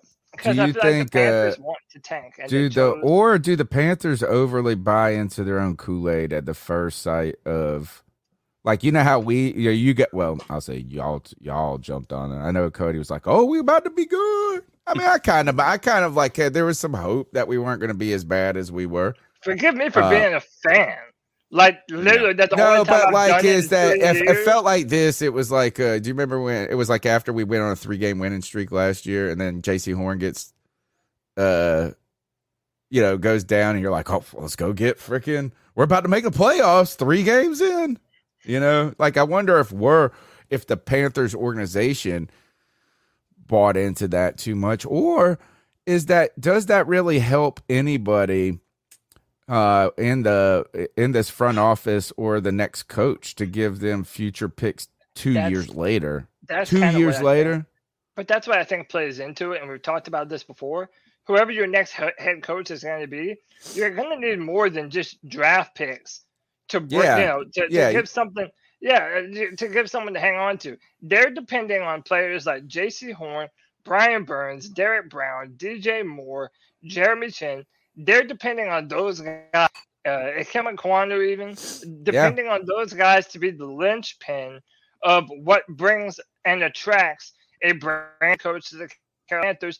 And if you're going to be drafting a quarterback, you're going to say, oh, well, we're going to draft a quarterback and we have all these players that you can continue to build around. So to me, maybe it's some of that, but I don't know. Can you sign players? Can you extend players right now? Is that like during the middle of the season? Are you allowed? I think so. Said how many times they've done it in the playoffs. I feel like we should just go ahead and try to sign Bradley Bozeman. Yeah, I think extensions are anytime you want to. So Okay. but I'm not positive. Bozeman, and then is Pat Elflein a free agent? I hope so. Well, we could trade him. He didn't. I mean, listen, But I'm we no can't Pat trade Elflein anybody fan. now. We can't trade anybody now. Trade downloads passed. Let's trade Ioannidis for a guy who can line up. I mean, on after side. the season, though, when the season's They have over. to have. Yeah, they got to. I think Elflin's in the last year of his deal. Oh, well, that's All right. just fantastic. Next go. Hey guys, Waldo here from Greensboro. Love you guys, but today I'm speechless with the game that our team played. Sometimes it has to hurt before it feels better. So sure, This one hurts really bad. love you guys. I'm still here. Much needed therapy session today. Y'all keep doing the good work. Keep pounding. Appreciate you. I don't know. Like, I think the problem with today's loss is it not just how bad it was, but like it creates that ominous sense of despair that we're going to be that we're looking at going forward. Is that what is the most concerning part of today's loss is that it's not the bottom of the pool. That you haven't touched the bottom yet. Right. Like, so, I mean, you're talking about you're talking about going, getting a new coach, starting a rookie quarterback next year, and it being a long season. Yeah. Right off the bat. You know what I'm saying? It's like the site, we're going to have to touch the bottom at some point. And I don't know if we have yet. Are we not touching? Are we not? Yeah, I'll say if we're not. No, I don't think we're there yet. Yeah. I don't think we're there. I think it's going to actually get worse than this, man. So you don't think we're worse off now than you think we're worse off now than we were, or we're not as bad off now than we were when we had Matt Rule in the first 3 games? You don't think we're better now? No, I don't. I think on a weekly basis we might be better potentially, Okay. but I'm Did you talking about mean- organizationally. I don't know if we're at the bottom yet. Did you mean just this season, or did you mean like even in the next season? Yeah, I don't know if it's going to get better fast. Yeah. Well, Okay. Is that what you said? You brought up a good point. Is like if think about this: is the quarter? What are you going to do? You're going to have to. Not only are you going to have to draft this rookie quarterback, you're going to have to start him. And that is now, without us getting into a petty argument, Cody, is Impossible. that's the problem that like Justin Fields and Trevor Lawrence are facing. Is that not? I mean, they were drafted on the teams that were in dysfunctional states. So even if that was the step in the right direction, it's still like you're still wading through a bunch of mud. It's like you might have broke out of Shawshank prison, but you still got to climb through that mile of shit. Right. Crawl through that mile of shit still. And is Panther Nation gonna just dump on CJ Stroud or Bryce Young if they have to face a Yes. harm? Yes. As soon as the season starts? Because they have too much on their plate because they were expected to start being the number 1 or number 2 overall pick. It's like, yeah, There's man, going to be and that's both. why- There'll be both. There will be And, fans who say that. I'm sure there are Bear fans that said that Fields was a bust. I don't, it's like, and look, Fields is actually trending in the right direction this season right now. Like, it was a slow start for them, but they're starting to finally he's starting to prove week to week. But, like, no, it's like until those guys are good, you'll have a contingent of people who will say that they're not good. You shouldn't have ever drafted them. You should have done something different. And then you have a group of people that will say, hey, like Cody's saying for Trevor or whatever, be like, oh, he don't got no, like you have that group. And then you just have to wait to see which one turns out to be right. Right. Yeah. And like, so next Sunday, I'm going to be debating Monty Fetty from the 4-Man Rush. We went on Debate My Take. It's going to be at 5 p.m. And I already know he's already putting his bullet points together. But my thing is, like, even when talking about Bryce Young, like, I swear, I'm not even trying to tell you all that the young man doesn't have talent and that he isn't a good football player. All I'm saying is, like, what we were just talking about with Justin Fields and Trevor Lawrence, yeah, maybe they are the best guy in college, and maybe they are the guy that you want to build your long-term future team around. But you're going to have that period early in the NFL where things are not going to be good for them. And that's why a 185-pound quarterback who's 5'11", who basically has the same physical makeup as a player that drafted in the 3rd round last year, like, you're not going to tell me that can't be a problem for him going forward, because it absolutely could be. Or you say, or you could say this: is he turns out to just be a dog? Is sometimes you're right. Is those skill, like, I mean, it's a bet. It's a gamble at anything. Are you gambling sometimes that these players have more dog in them than they're a bigger dog inside, like Steve Smith. You know what I'm saying? He's a bigger dog. He's a big dog in a small man's body. There are potential players that can do that.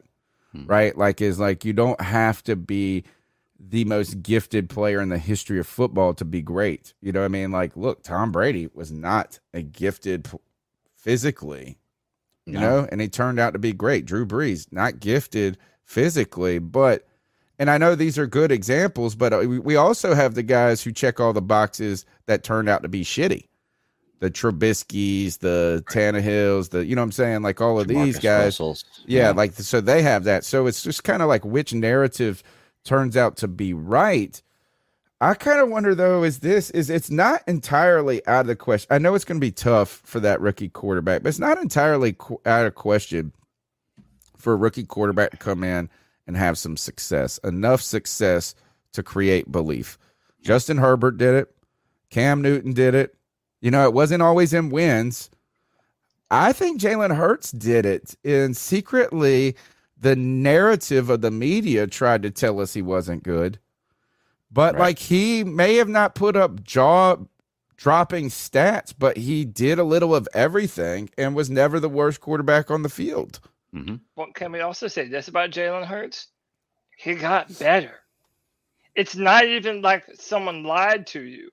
Like, there were very legitimate criticisms about Jalen Hurts as a quarterback coming through the draft. Me and CK were talking about this the other night on the Madden Sim. CK's like, well, Matt Corral dropped to the 3rd round for a reason. Yeah, he did drop to the 3rd round for a reason, for the same reason that Jalen Hurts dropped to the 2nd round. But you put players around these guys, you give them time to learn the NFL playbook, to get stronger, to get into an NFL strength and condition, and all of a sudden, look at what you have: a quarterback that is making strides toward being a guy that you can depend on under center. But that's my only point with Matt Corral. I see traits in him that tell me that if we did give him some time and give him some reps, there is no reason why Matt Corral can't do the same thing that a Jalen Hurts is doing. But doesn't that defeat your argument against, like, Bryce Young? Couldn't you say the same thing for Bryce Young, that if you bring him in and you give him time and you put the players around him, he could be that guy? But my point, when I'm going to argue on Sunday, is Bryce Young and Matt Corral are comparable talents. From a physical perspective, from an arm talent One's coming off a super injury, though, dude. The Liz Frank is not just a regular injury. That ended Cam Newton's career, basically. The Liz Frank did. To be honest with you, after that, he was never the same. He was never the same after the Liz Frank. And then, I mean, look, Greg Olsen, you know, I mean, like, here's the thing is that you might be right on those if it was an equal playing field, but there's too many unknowns right now because of the injury.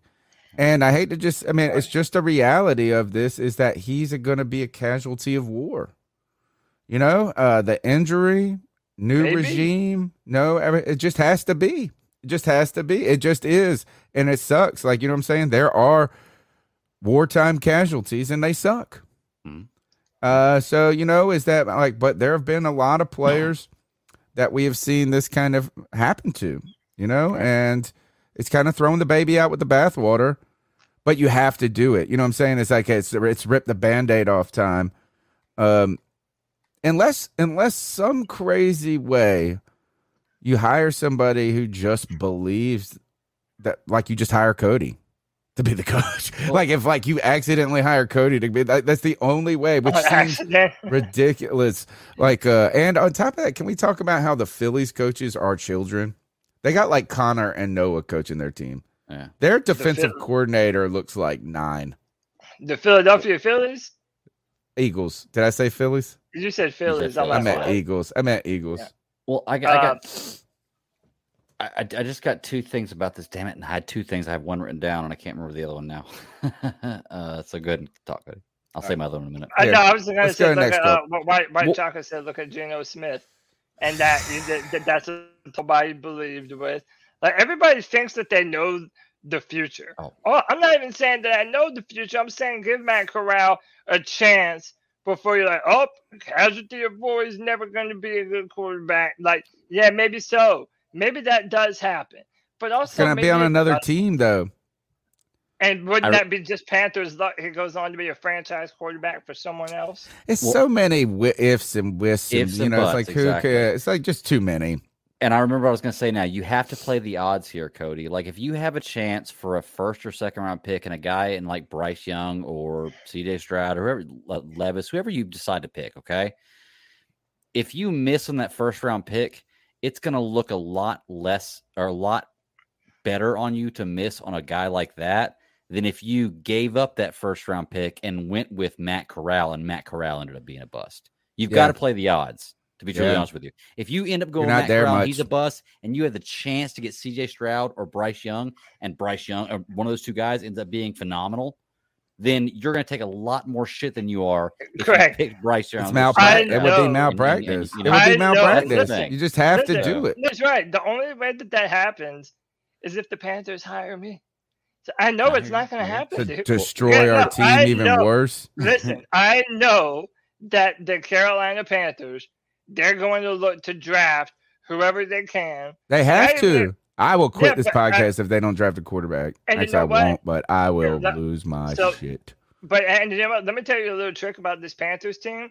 Even still, don't get your hopes up about a certain number draft pick because the Panthers exist to crush your dreams, dude. They do. We'll mess it up. We'll win the last game for no reason. Yeah. That's what I'm saying. So if we're picking like, let's say anywhere between 4, 5, or 6. Okay, are you in love with Will Levis? Are you in love with Hendon Hooker? If the first 2 are gone, are you just going to reach on a quarterback just because you absolutely have to have one? If you have to have one, then yes, it's the best pick. Right. It's the absolute best pick. I mean, we already missed that shot. We could have. We already have made that mistake twice. Look, Cody, if I get $20,000, I want a bike, I want a motorcycle, I want an airplane, I want a boat, but I don't have a car. I'm gonna spend that $20,000 on a car. I mean, that's all there is to it. I'm gonna buy what I have to buy to make things work. We already did this with Fields. Yeah. You know?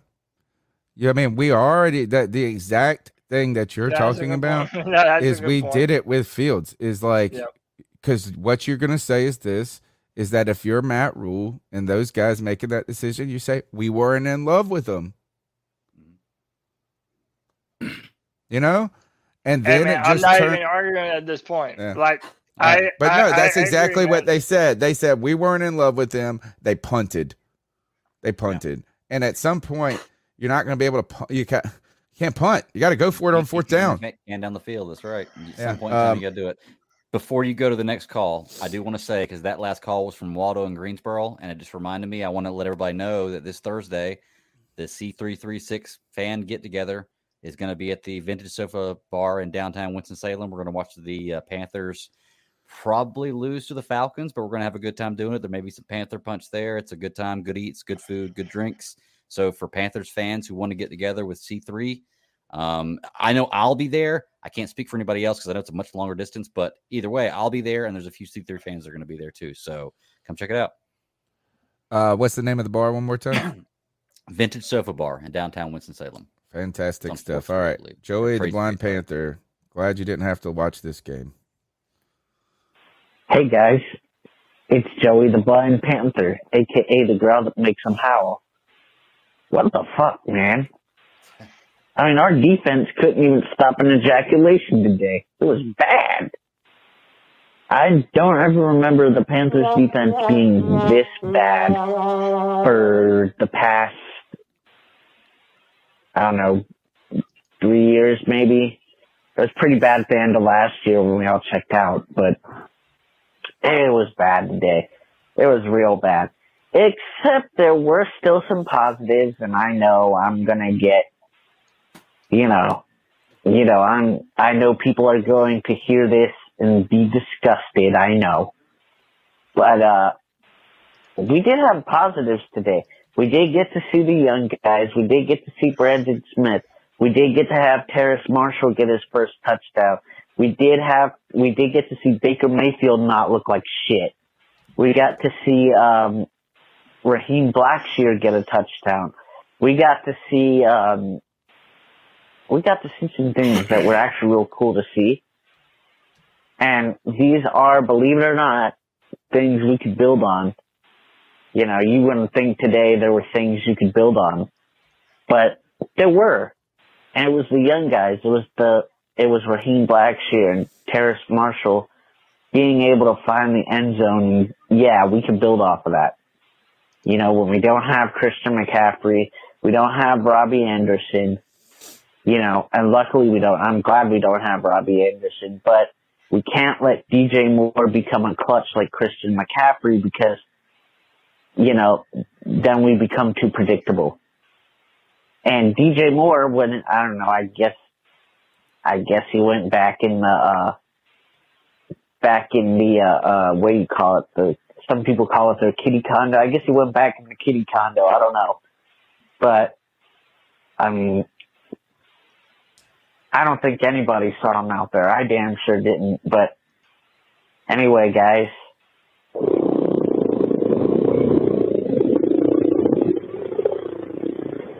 Wow.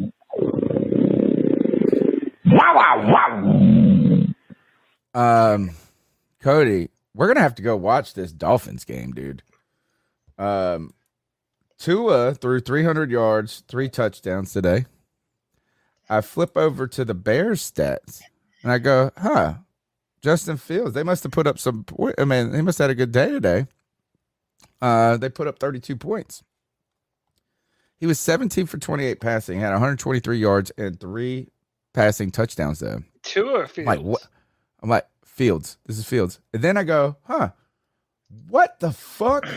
15 carries for 178 yards for Justin Fields? Yeah. He broke off a 63-yard touchdown run. Like 3 of them. Yeah, dude, he had on 140-plus yards. He had more yards than damn Joe Mixon did today, rushing. That's crazy. That's insanity, dude. I didn't even see nothing like that before. I was not expecting that. He's the only player in NFL history with 3 passing touchdowns and 140-plus rushing yards in a game. Well, why didn't they say with only player in NFL history with 3 passing touchdowns and 178 rushing yards in a game? Why'd they just stop at 140? Funny stuff. All right, next goal. Woo! C3 Podcast. What I'm looking forward to every Sunday after we get our ass kicked. Alex calling from Tucson, Arizona again, just to let you guys know that Man, I'm really close to switching fucking teams. Really fucking close. Embarrassing. Fucking embarrassing, dude.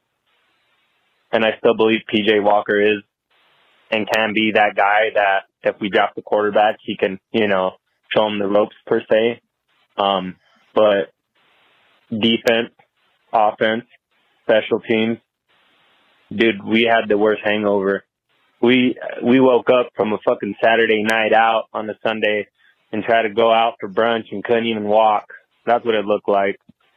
We were so fucked from the Falcons game, dude. We looked like a college team out there. And the Falcons did lose today. Did they? So what do you guys winning, think? Too. What's your guys' opinion on the Thursday night football game, man? That's all I got to say. We're going to have to shift, and we're going to have to talk about how we're going to handle this week and what our schedule is going to be and what we're going to do. But real quick, before we get to the Falcons, man, you already know this guy. You already love this guy. We know that we love this guy. It's Michael Davis with the $35 love bomb, man. He says, I think this sums it up. This sums up the game for me today. Damn. Yep, my dumbass will still be in BOA Stadium on Thursday.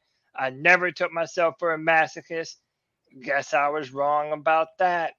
Michael, damn, man. Damn. Yeah. I appreciate you, man. Yeah, thank you so much for the support. Man, a lot of actually this has actually been inspiring. More inspiring than the Panthers' performance is the fans coming together today. Not in anger, I don't feel like. I feel like this has been in solidarity. That we have just recognized that we're the only thing that we got going for us. And not our podcast, but fans. Like, we are the team right now. The fans and their continue. Because you know what? A lot of these players ain't going to be here next year. These coaches ain't going to be here. We're going to be here. And I know Alex from Tucson, he's speaking mad. He's a little angry there. But you ain't going to change no teams. Are you going to be a Cardinals fan? Yeah. Why? Yeah. Next call. Hey, what's up, fellas? It's Corey calling in. I don't really know what to say after a game like that. There's not much to say. The thing is, I don't know. It just kind of sucks because I know, like, Panther fans, we were low-key up after last week's game with Atlanta. Like, the most you would get was, fans pissed at the refs or pissed at Pinheiro. But we're honestly kind of, like, proud of the team and the fight that we showed. And just kind of, we haven't been in games like that in years, right? But didn't really take into account. I never really took the time to think, like, all right, how's the team going to respond to a deflating loss like that? Because they put their blood, sweat, and tears into that game and walked away with nothing. Like, there's not really moral victories in the NFL when you're talking about players and coaches. So, I mean, that's one thing. They just did not respond well at all. I was surprised by that. I'm pulling for Steve Wilkes. I kind of woke up this morning like hype off the Steve Wilkes train. Like, all right, let's see. We're going to knock this season out. Obviously, we're not going to be like elite, but let's see what we can do to get this man his job. But we completely looked uninspired today. So many offside penalties, so many penalties from just every level of the team. Like, you can't do nothing but attribute that to coaching. Obviously, the run defense was terrible. I got to talk about J.C. Horn specifically, though, man. He was dog shit in filling in the run and setting edges. There were at least 2 or 3 of those Mixon touchdowns. J.C. crashed inside way too fucking hard. Like, I don't even know. Like, he was almost down there playing linebacker, and then Joe Mixon bounced it right outside and just outran J.C. for a touchdown. So, C.J. Henderson still terrible. I tried to call in last week trying to tell people don't buy into all that. That was a bullshit interception he had last week. The Pro Football grade, he had a high PFF grade. Don't care about none of that. He's the worst DB on our team. Like, just garbage. And yeah, man, with games like this, it sucks. All the news coming out, and we declined the first round pick for DJ and 2 firsts and a second for Brian Burns. And it's like, man, that shit would be an easier pill to swallow if we have games like last week where it's like, okay, we're at least fighting, we're building towards something. We have this identity as a team. We can point out where exactly we need to fix and what we need to get better at. With losses like this, it's like, damn, bro, we still look like we under a Matt Rule era where niggas is just uninspired, just getting washed, like can't, have a good offensive game and a good defense game all at the same time. All at the same time, we're seeing that we, turn down these picks and Justin Fields is going off and finally looking like he's going to be a good NFL player. I mean, it's a lot to go through, man, but we're still the same thing we've been all season. Just a lot of ups and downs, but keep pounding, man. Keep putting on good content, man. Appreciate y'all. What a shitty day of football. If you look around the league, like quarterbacks all around the league just stunk today. Zach Wilson goes and beats Buffalo, but he was like 14 for 24. And Kirk Cousins was 22 for 40. My God. People suck. Next call. What's up, y'all? This is Vance from Charlotte. Vance? Unfortunately, I didn't get to watch the game. Don't worry. You didn't miss anything. Well, actually, you did. God. Dang. But I'm still stick with my team through thick and thin no matter what. Keep fucking pounding. And Baker sucks ass. I don't care. He's not the future. All these people need to shut the fuck up about Baker. God. PJ needs to get his ass back out there. He had one bad game. I still believe in him. I still believe in my Panthers. And one good through one. thick and thin. Keep pounding. Totally disagree. 6 what bad did he games, say? one good one. What? Who? He was saying that Baker had one bad game. You need to go back and look at his stats. He had one outlier of being a good game, backed up by a great run game with him on that good game against a bad team. Baker? So, Or not Baker, PJ? PJ. Oh, Yeah. okay. Yeah. What not? I'm not saying look at Baker's. this. I'm saying Baker's the answer. I'm not saying that at all. But PJ's. Let's not put PJ on a pedestal. He's not. Nah, the he's guy. not good. Cody's getting some traction on Twitter. He doesn't know it because I didn't mention him. But this guy Ape Tom said, if they ain't burning that fucking ping pong table in the morning, I'm gonna be irritated. All right, next go.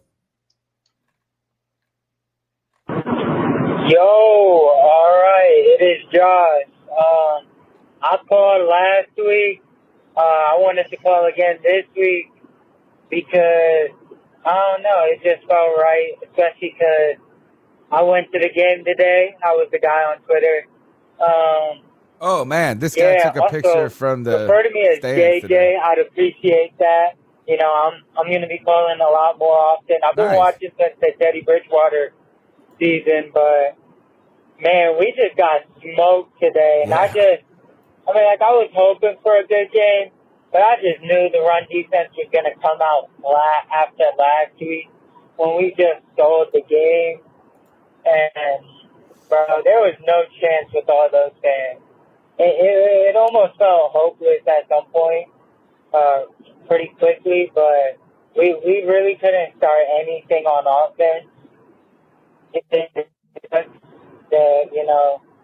Now we know our team sucks again, and it was just that Tampa Bay sucks again. But I don't know. Just never forget Cody said we should go into next season with PJ Walker and Matt Corral instead of potentially drafting a franchise quarterback in the first round when we suck. Keep pounding. Yeah, I mean, He look, said never forget. never I'm sure y'all forget. won't, man. We won't. Don't worry. You will forget that because you're going to leave that take in the past pretty soon. Once we start looking at these quarterbacks in the draft, and you start seeing them in their underwear on the combine, throwing these off-platform throws, and then I've all of a watched every sudden game. there's going to be some dude out of nowhere. Nobody knew about Trey Lance or Zach Wilson or Malik Willis at this time last year, or the years that they came out. So there'll be some darling. There will be somebody who you fall in love with, and we're gonna have to fall in love with somebody. We're gonna have to His name find. is Matt Corral, damn it. Oh Next gosh. call. Hey, this is Vance from Charlotte again. I got one more fucking thing to say. I see a lot of people talking about, oh, what team am I going to pull for now? Well, if you're a fucking Panther fan, you know what fucking team to pull for. Shit, if you think about pulling for another fucking team, you don't need to fucking be here. Fuck you. Shit, it's Panthers or nobody. Keep fucking pounding. Let's go. And so, to that notion, the Panthers are currently picking number 2. However, we're still just 2 games out from the front of the division, baby. Let's go. Don't do that, man. Like, please don't. You're just don't tell me what to do, Greg. It doesn't work well. Next call. Oh, JJ back real quick. Shout out to Terrence Marshall Jr. first for a touchdown with the Carolina Panthers in the NFL. Shout out him. Hopefully he can keep doing well. Emerge as our option. And yeah. All right. Keep pounding. Yeah, I mean, look, this is gonna be a tough slog, folks. We are in the tunnel. We are in that Shawshank tunnel. We broke out of the Matt Rule prison. And we are going to go to freedom next year with a very exciting top. Actually, you know what is we've never done a podcast. We haven't picked this high since we've been doing the podcast. Yeah. The highest I think we picked is 6. Yep. And actually the last couple of years, the podcast was we started those draft day parties and we were picking in like the 20s when we did that. And those are some long nights, man. Of like, I was getting hammered. Dude, remember I fell asleep one time. Yeah, I was about to say you got so drunk that you passed out for like 4 picks, and I didn't even know it because we had so many people going back and forth. I was just like this. I mean, that could have been the Vernon Butler year, maybe. Yeah. Or no, you would have been. Vernon Butler was the 2016 draft. No, my first year being on was this year we drafted DJ Moore. Man, I don't know. I mean, but like I've stayed up for the Vernon Butler, the Kelvin Benjamin. I was so mad, dude. I took a lot of shit from Panther fans. You should go back and look at my reaction to that. Was the first draft party we did where we drafted Kelvin Benjamin. Yeah. And I was so mad. I was like, fuck this. No. And then people got mad at me for it. And then he went and had a 1,000-yard season and people were kept picking on me about it and picking on me. I was like, oh, God, was I wrong? I wanted Allen Robinson. But you had the last laugh, didn't you? Because sometimes not really, because Allen Robinson ended up being nothing anyway. Well, he's actually been good. But sometimes the opinion that you have does not look good immediately or in the near future. Yeah. But sometimes it pays off down the road, baby. And that's why I dig these trenches on these hills, baby. What did I want? Oh, I wanted Bradley Roby that year too. He turned out pretty good. Well, and you also got to think too. Each player, depending on what team they go to, determines their fate. Like, can you imagine, just for a second, Cam Newton gets drafted by Dallas the years they had that prime offensive line, what kind of player he would end up being? It all depends on where you go to. Has a lot to do with what kind of player you end up being. You go to the right coach, the team that has the right scheme for you, and the players that play well with you, you're going to be successful. You go somewhere else and not fit in that well. Look at Russell Wilson. So a lot of it has to do with what team you go to, not necessarily all of on. I mean, you can't control everything on your own. Right. Is that I'm sure that there are a lot of players thinking, shit, man, Urban Meyer ruined my life. Let's go. Oh, yo, this White Chocolate Espresso. What's happening? Oh, man. In the third quarter, I had to leave. I had to go do something very, very important. I had to go get me a giant fucking margarita.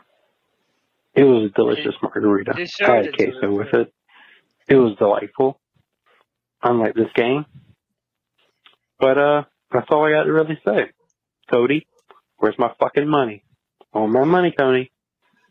Playing with my money is like playing with my emotions. Clemson's number 12 in the AP polls. They suck. Go Notre Dame. Peace. Did you guys bet that Notre Dame? Did you bet him that Yeah, Notre and I Dame. don't like Cash App because it won't let me use it on my fucking desktop. So now I gotta go into my phone, What download does he got? Cash Does App. he not have PayPal? Oh, dude, he's a South Carolina fan. He forgot all his passwords and he can't log back into it. So, It is a pain in the ass when you can't get into these things sometimes. Yeah, that's what I'm saying. You'll get your money, man. You'll be able to buy your margaritas and your freaking queso dip. Oh no, guys! Julio Jones just went down with an injury. What a surprise! What? Did he? Julio Jones just went down with an injury. What a surprise! Oh my goodness! Oh god! Next goal. This is Panther Pickle. Let me tell you something. The problem with this team is they were cluster fucked 2 years ago or 3 years ago by their own. They've been screwed up ever since.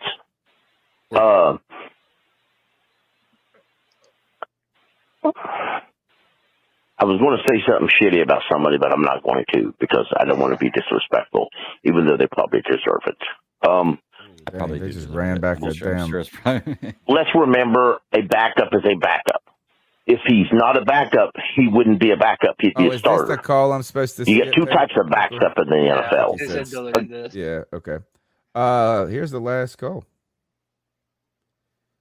Hey. You know who the fuck it is. Booyaka, booyaka, booyaka! Anyone that says that we need to pass on a franchise QB or even let alone taking a QB in the first, 5 picks, I believe we'll have a top 5 pick. Justin Fields put up 123 yards passing, 178 yards rushing with 4 total touchdowns. He's the first QB in history to rush for that many yards and have 3 passing TDs. We passed on that shit. We passed on it. I was on. I refuse trade so much. to pass. You're also picking on one game from his Bryce career the Truth right here. Young, Just or saying. let alone CJ fucking Stroud, and I'm going to leave that at that. Me and you guys G-Baby have on the a same. beautiful fucking night. Oh, there's one more. You know what? I Look, don't this disagree, is but you're picking one game. sure, but you know, really, it doesn't even matter if he turns out to be good or bad. It's just we didn't take.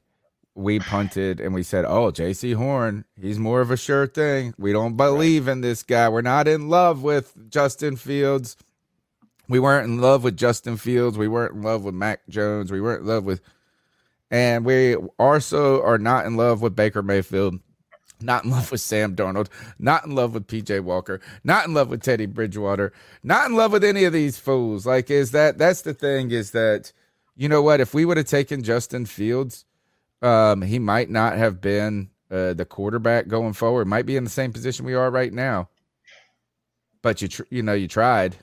By the way, just talking about one more Allen call. Robinson, he had one of the best catches I've ever seen just now. That's what I just said. Yeah, I just saw it. I just saw it. Nice. That was I amazing. just saw Holy it. I crap. wrote a article on him. I'm very proud of this take because I'm not a draft guru, but I found Allen Robinson. I was like, oh, I love this dude.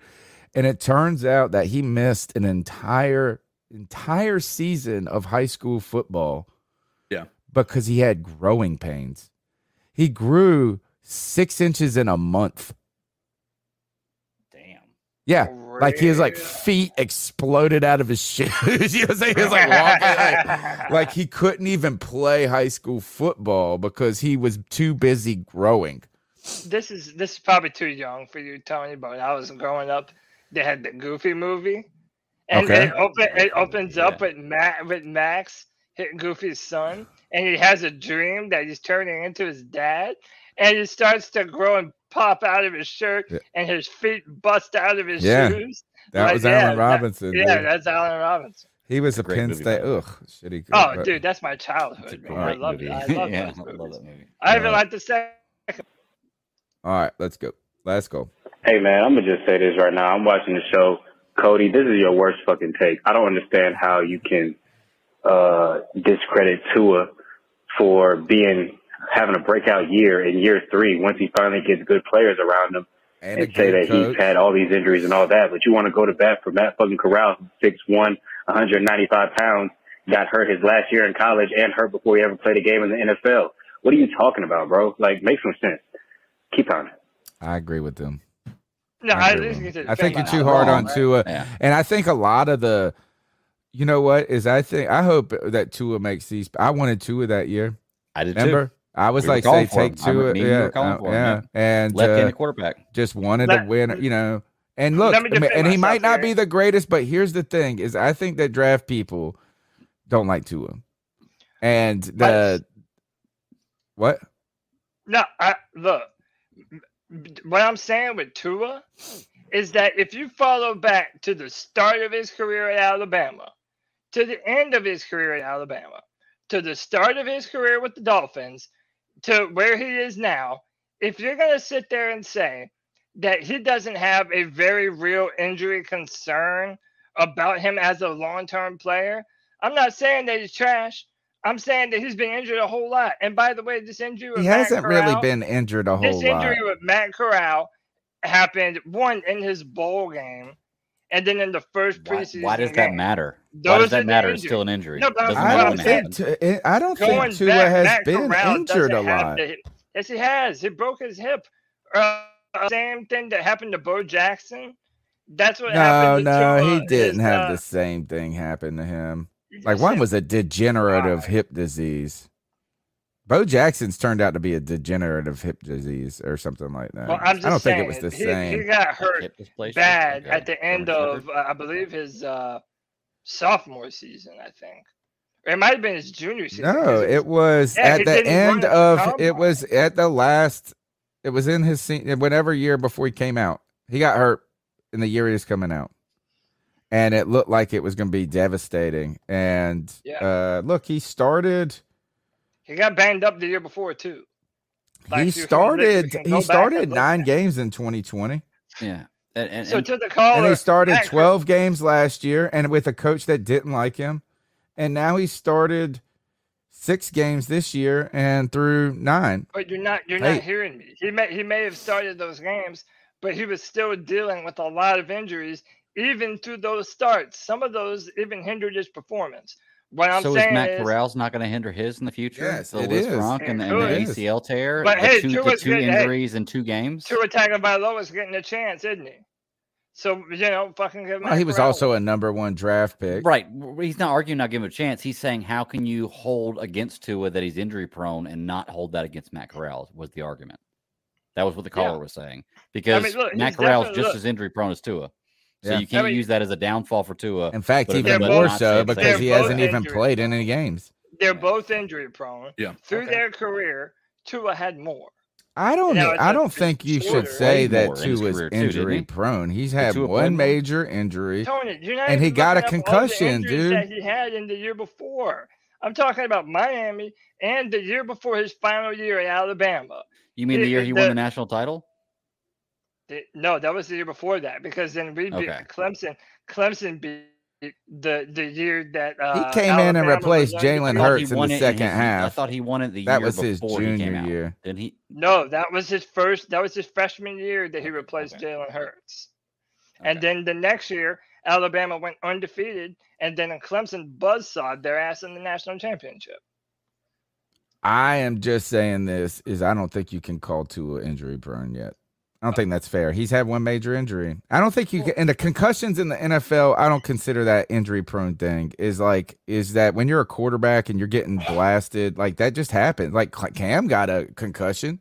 Yeah. I didn't think that was an injury prone part of his people career. Forget that Cam, you can argue that Cam's injury prone until people forget that Case Keenum brought the Minnesota to the playoffs.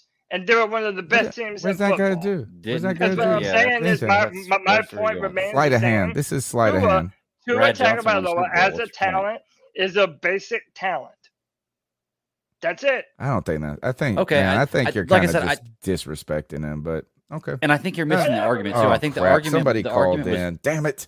Yeah, the argument was just that you can't call Tua injury prone to hold that against him and not hold it against Matt Corral, right? Which I think is that's fair. The caller's point. Yeah, I think that was the caller's point. Like what you're saying is true. I think Tua is to an extent kind of a mid-level quarterback. He hasn't shown me elite status yet. I think he may be able to get there, but he's not there yet.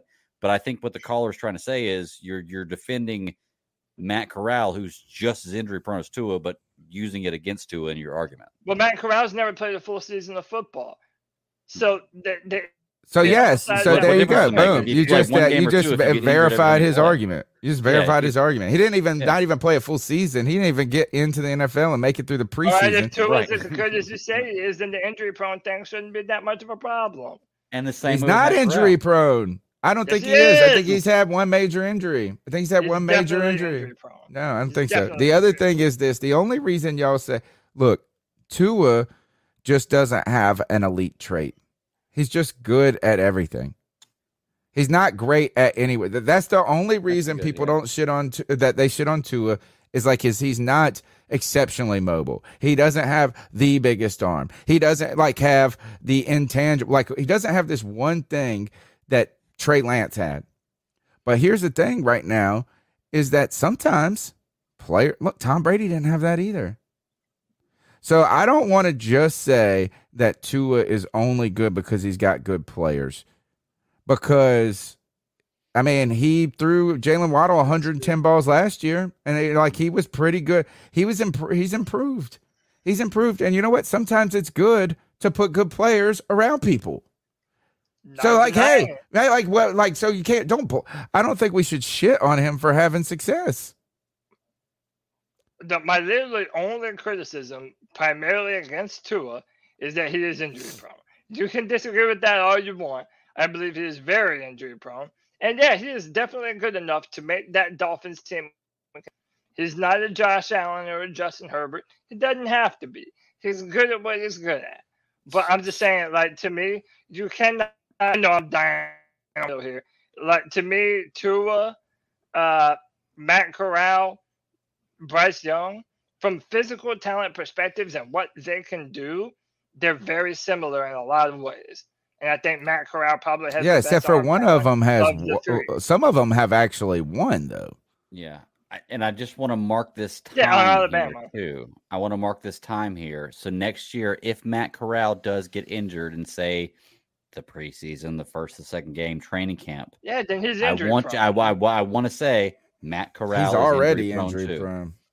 That's what I'm saying. You said he's never played a full season of football. In the season next year, he's injury prone. We can't argue. He had more different kinds of injuries than Matt Corral has.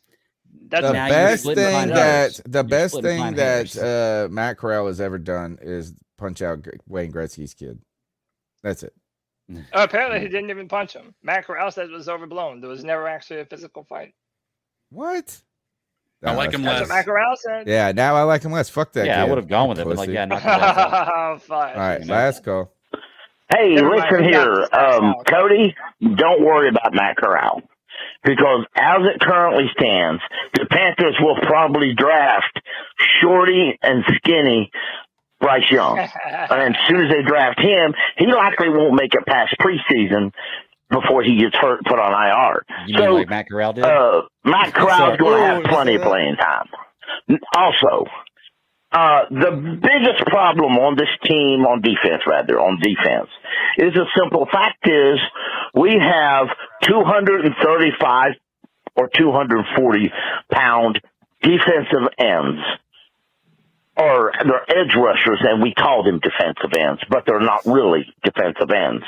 They're linebackers lined up who can't cover, lined up at defensive end. That's exactly what they are. They're linebackers who can't cover, so we're going to stick them on the line and pretend they're defensive ends.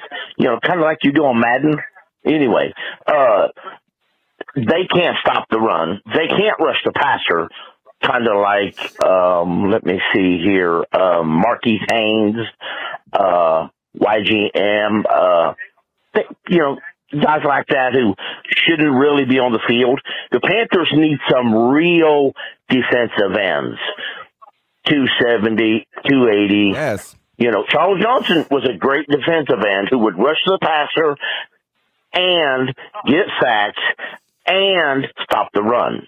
We need good quality pass rushers like that on the outside. something else. We also don't have any leaders on our defense, okay? Remember when Luke Kuechly used to grab even guys like Thomas Davis or Shaq and drag them halfway across the line of scrimmage and say, line up here? Or he'd grab a defensive tackle or an end by the butt, pull them out and switch them somewhere else and say, you're supposed to be over here. We don't have any coaches on the field. We don't have any leaders on the team, okay? Leaders that's going to make these guys do what they want. Or when one of these young guys doesn't stop that run, Leak walks over, gets in his face and says, dude, here's what you need to do.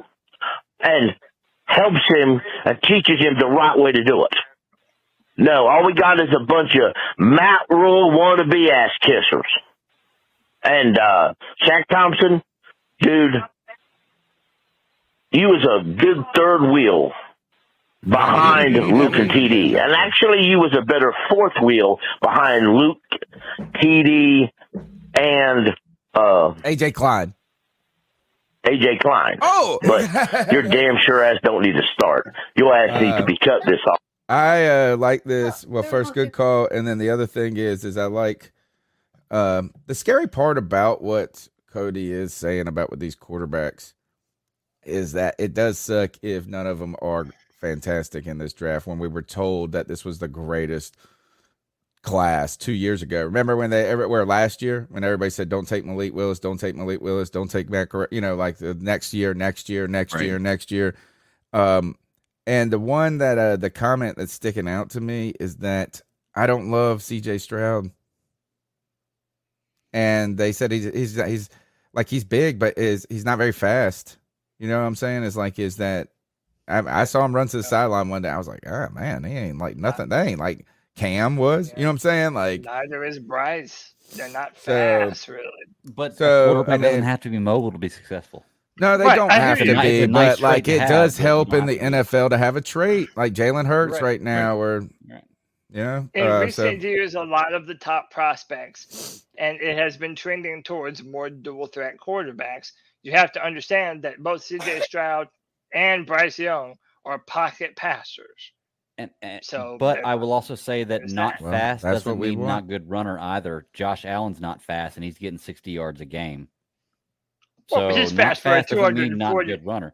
But he's fast for a still 240 he's Cam Newton fast. Right, he's fast for his height, but it doesn't matter on the field. It doesn't matter how tall you are. You're still the same speed. No Cam Newton fast. You know, yeah, I'm not saying he's Cam Newton. I'm just saying speed doesn't always mean good runner. Yeah, Cam Newton was elusive. You know, Cam was fast, dude. Josh Allen runs faster in games than he did at the combine.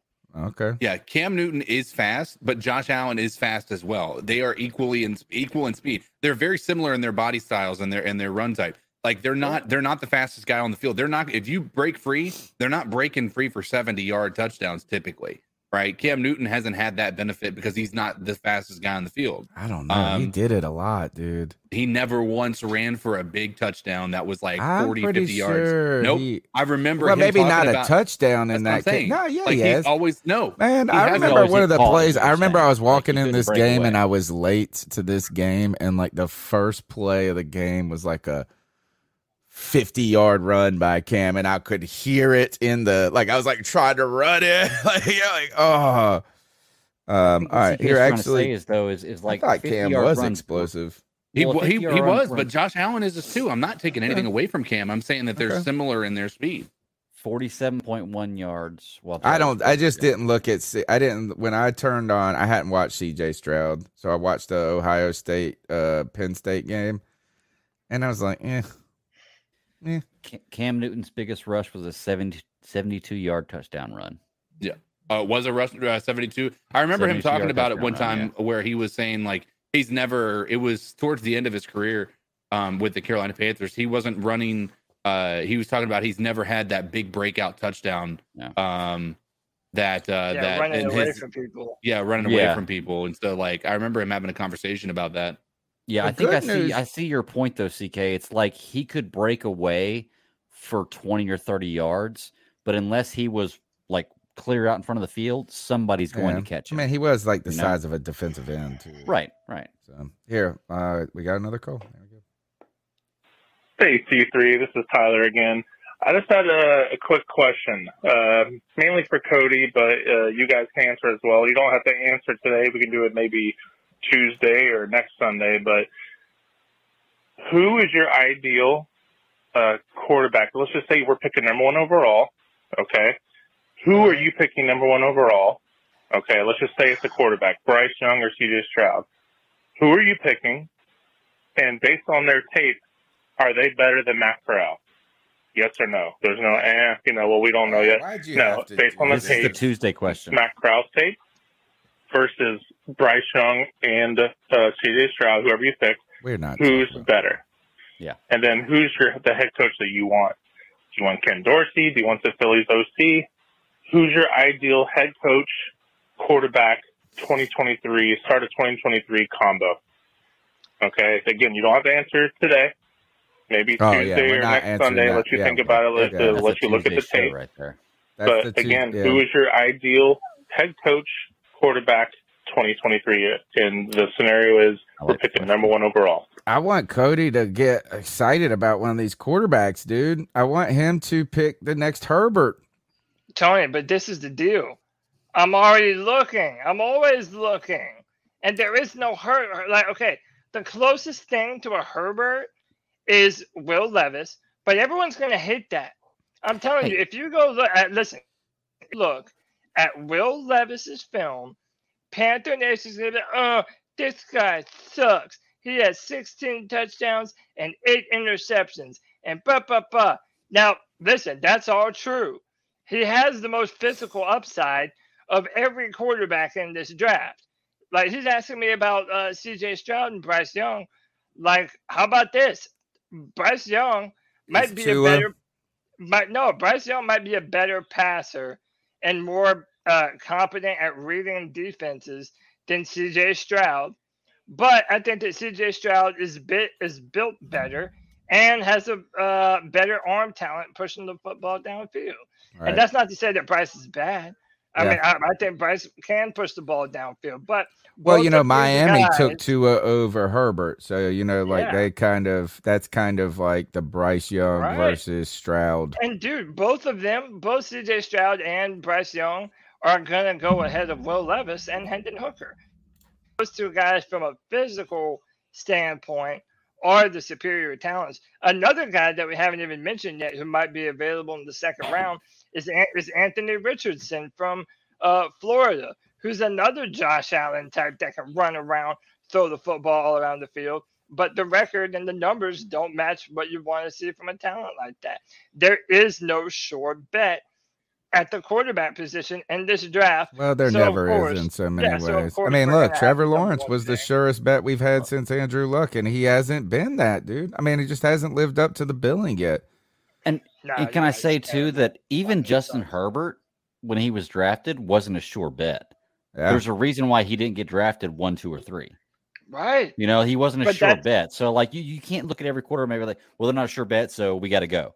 Yeah. I mean, the question is do you like those guys like a Hurts more in the second round than you like one of these other guys? Must be crazy. All right, well, we got a lot to talk about going for. Guess what? This will be the conversation for the next 6 months, 7 months, 6. What do we got? November, December, January, February, March, April. 6 months of talk. The first one, though, will be solved in the next 3 months, hopefully. When do we hire the coach? When do we start the coaching? When do they open that up? Can they probably? Do they have to wait until the snap of the season? Yeah, the Tuesday after the Tuesday after the final snap of the season. Yeah, is usually the day that most coaches get fired. That are going to get that are for sure going to get fired. Thomas Hayes, that's my dream. My dream is to go get Greg Roman, make him our head coach, and bring Lamar here. But it's like the Ravens aren't going to let go of this kid. All right. Look, we need to do the towel of shame and the player and the dab on them picks of the game. Let's start with the dab on them. Let's do that. I just like doing it, man. Dab on them folks. Dab on them folks. And that dab on them folks. They like seeing it. Tell me what to do. Dab on them folks. My dad. Oh yeah, go ahead. I'm Dab on Johnson, former Panther defensive end. He was at the game in Cincinnati, and sometime around the third quarter, him and his son walked out of the game and posted a picture. Charles Johnson, big money, dude.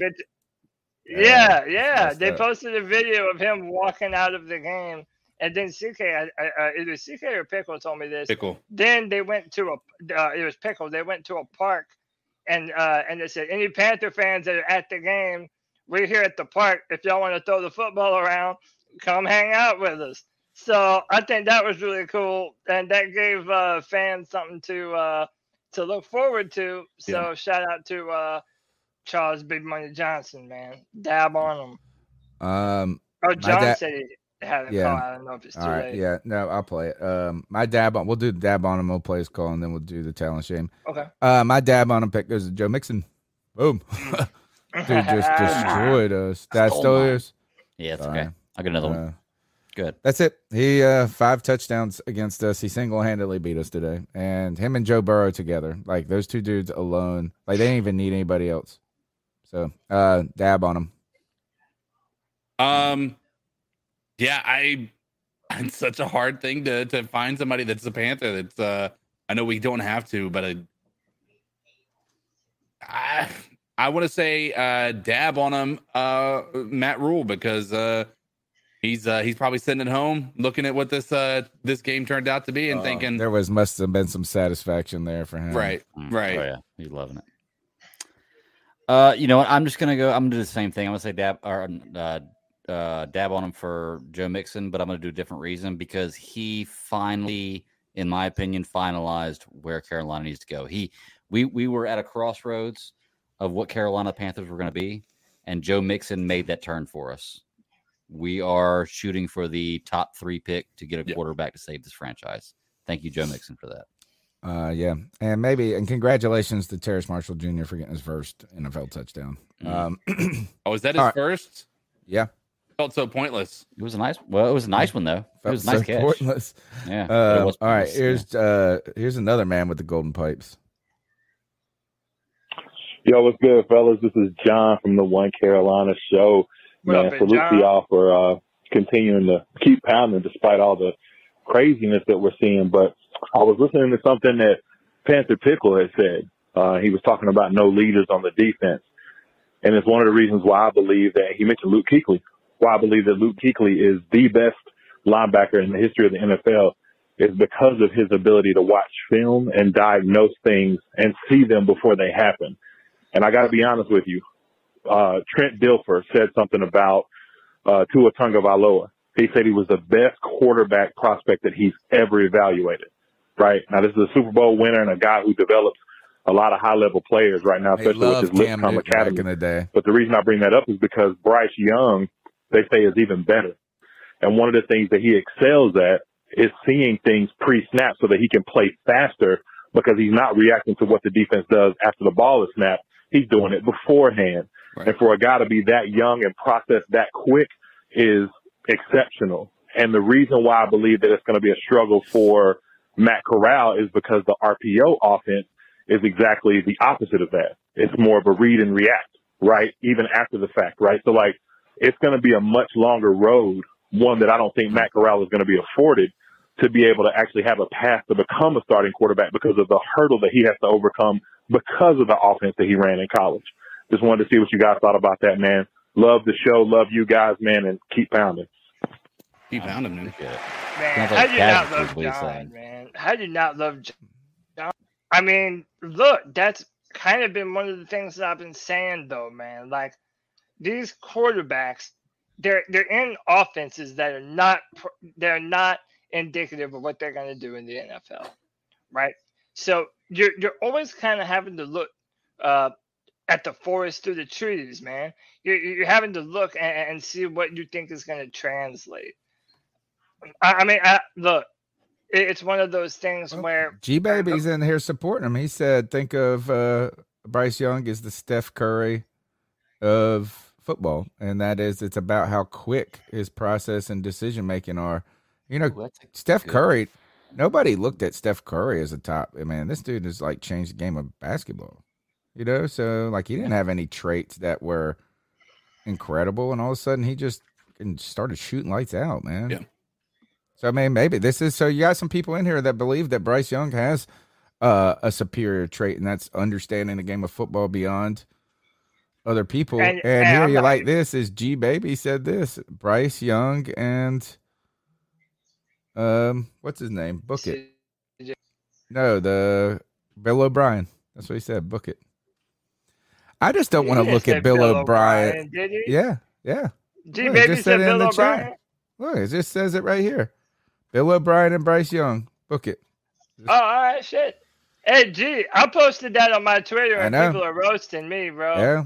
I just don't want to look at I don't want Bill O'Brien. His super dimple, dude. Like in his chin dimple, it's so deep. It looks it's like all right. Whoa, let's hit up with the talent shame. Yeah, talent shame.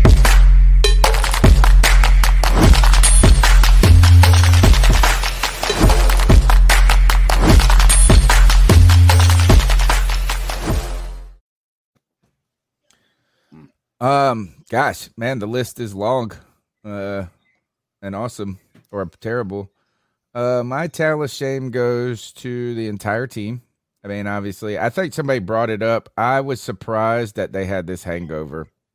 I thought that the Atlanta game would be inspiring to them, not deflating. And I didn't pick the Panthers to win this game. I didn't pick the Panthers to win this game. Right. I picked the Bengals. I just didn't think it was going to be so impossible of a game. You know what I mean? Like we didn't do anything good today. I guess Baker Mayfield could have gotten the damn dab on him pick. Yeah, he should have. Actually, I even thought about that before we even started the segment and forgot it. So. My talent shame is to everybody, to the whole team. Somebody got to do Scott Fitterer for not taking the trade. No, my talent of shame is on Steve Wilkes, and you all got to understand. And Tony can vouch for this.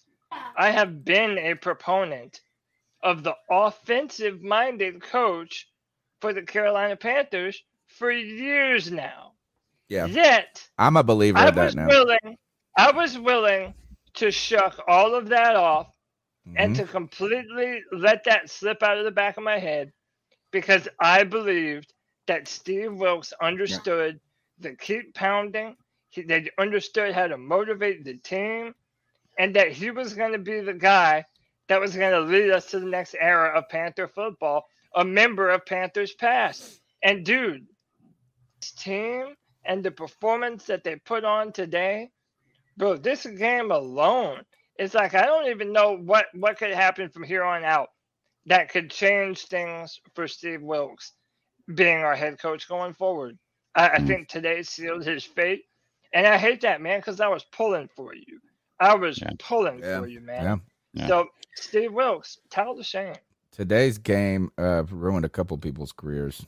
PJ's, Wilkes. Well, and actually, that's a great segue right there. I'll counter what you're saying right there with Steve Wilkes because we've been on this opposite side of this argument right here, and I'll say PJ Walker because although Steve Wilkes is not an offensive-minded coach, in the last 2 games we scored 55 points, which is pretty good for 2 games. So I just will say that I'm going to say PJ Walker. You had the opportunity here to really shine. The spotlight was on you. You made noise last week in the NFL. People were looking at you. You had the opportunity to progress your career forward. However, now I think I thought you had the possibility to be a journeyman quarterback, a bridge builder. But I think after this game, you're probably forever going to be a backup quarterback, if that, in the NFL. I don't know. Yeah, and I hate it. But big sack by the Tampa Bay defense. All right, CK. Yetur Gross Matos. I'm getting my talent shame. YGM, man, has been incredibly disappointing as a Panther player. I think he had a lot of upside, and this is again why you don't draft based on upside. You draft based on whether they're going to be able to, the certainly traits, but YGM is certainly one of those people you look at that say, he had a lot of potential, but he didn't make it work. He was unpolished, as they said. Same thing with Ian Thomas.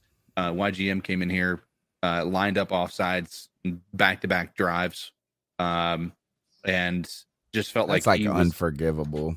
Right. And they were big time, situations. Now, granted, they got the touchdown on those drives, on those offsides that happened, but it's just unreal. The amount of offsides we had today was just, these defensive linemen were trying to eat, and we were going up. We had how many sacks today, boys? One, maybe. Against the second worst offensive line in the entire NFL. That's the key factor right there. Yeah, we should have ate Tyler today. Shane. We got to find out what happened with Derek Brown. That's going to be the next thing. All They right. said there's sources that are saying that 29 of the players on the they got the flu are ill. 29 of the players are ill. There's a bug in Carolina right now. I'll go ahead and let you know. So I mean, at least where I'm at, there's a flu bug going around. So I mean, I could believe it after the way they played today. Man, I could 100. Texas A&M, the football team, they had like 9 of their star players out with the flu. Yeah, it's like we're in this area right now. Dude, COVID is so 2 years ago, man. Well, yeah, it's crazy. Everybody forgot to get their flu shot. I haven't got my flu shot yet. Nah, I'll stop. A lot of people don't get it, but all right. Tuesday, I just get it at work because they have a clinic. Like they'll come by and get me, just walk over there. I get it from the Lord. There you go. You're gonna get me to say things I don't want to say online. Save it for Tuesday. Tuesday politics show now. That's Tuesday, we've got the C3 Panthers podcast, the longest running Panthers podcast around. Been a needed therapy session today for us. But arguments to the minimum, anger not to the maximum at this point. A lot of callers, a lot of viewers.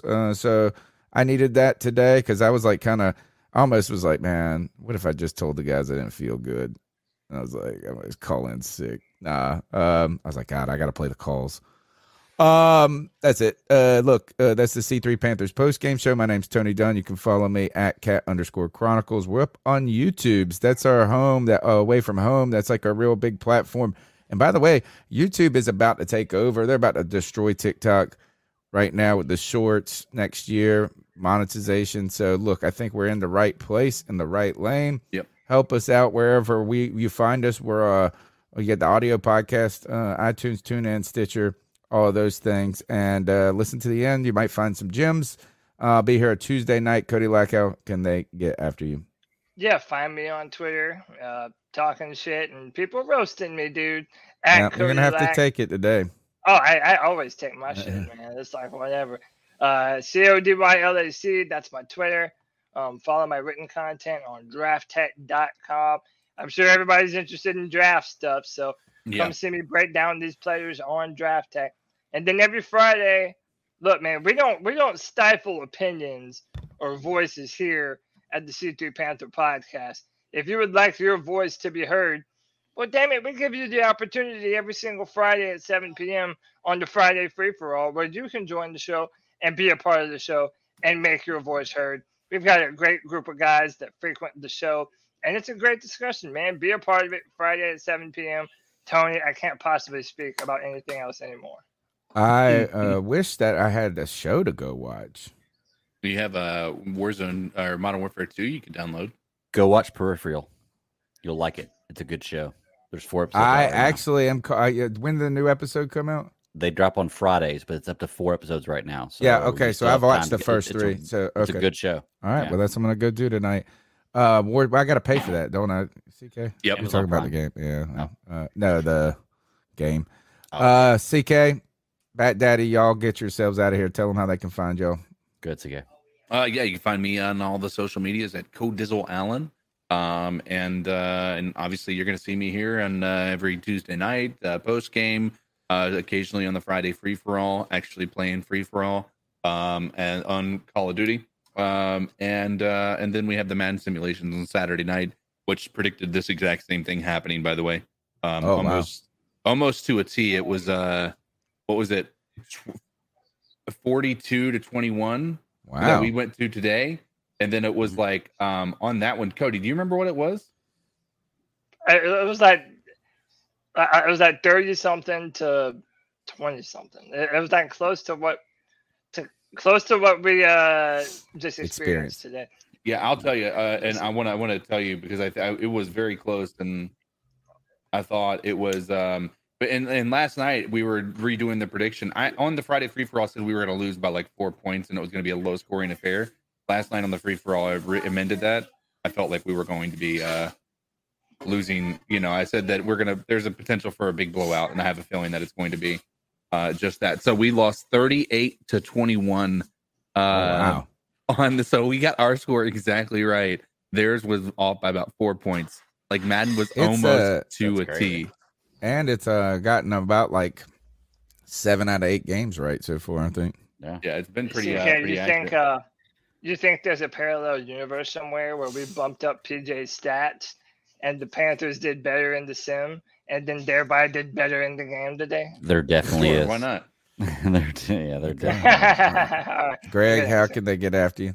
You can find me at the BatDaddy52 on Twitter, or you can check me out on Friday nights live, 9 p.m. Eastern Standard Time at Geeks Chasing Squirrels Across the Multiverse on YouTube, and catch that audio anywhere you catch your audio podcast. We're talking about Andor, Titans, Peripheral, and next week we're actually going to go on Saturday because we're going to be watching Black Panther on Friday. But hey, Tony, I wanted to tell you, you asked for a show, and you're already 3 episodes into Peripheral. If you haven't watched Titans yet, I don't know if you watched any episodes at all. I actually started the very first episode yesterday. Should I watch episode, the introduction. Yes, please watch it. The introduction of Robin in the first episode of Dick Grayson is by far one of the best superhero introductions ever in history of any movie ever or show ever. Okay. I'm telling you, it's great. Right. It's a really good show. I'm going to watch these shows. I'm going to come and hang out with you guys. Yeah, man, definitely. You'll like it. Take us out of here, Cody. Until next time, C3 Panther Nation. Keep pounding.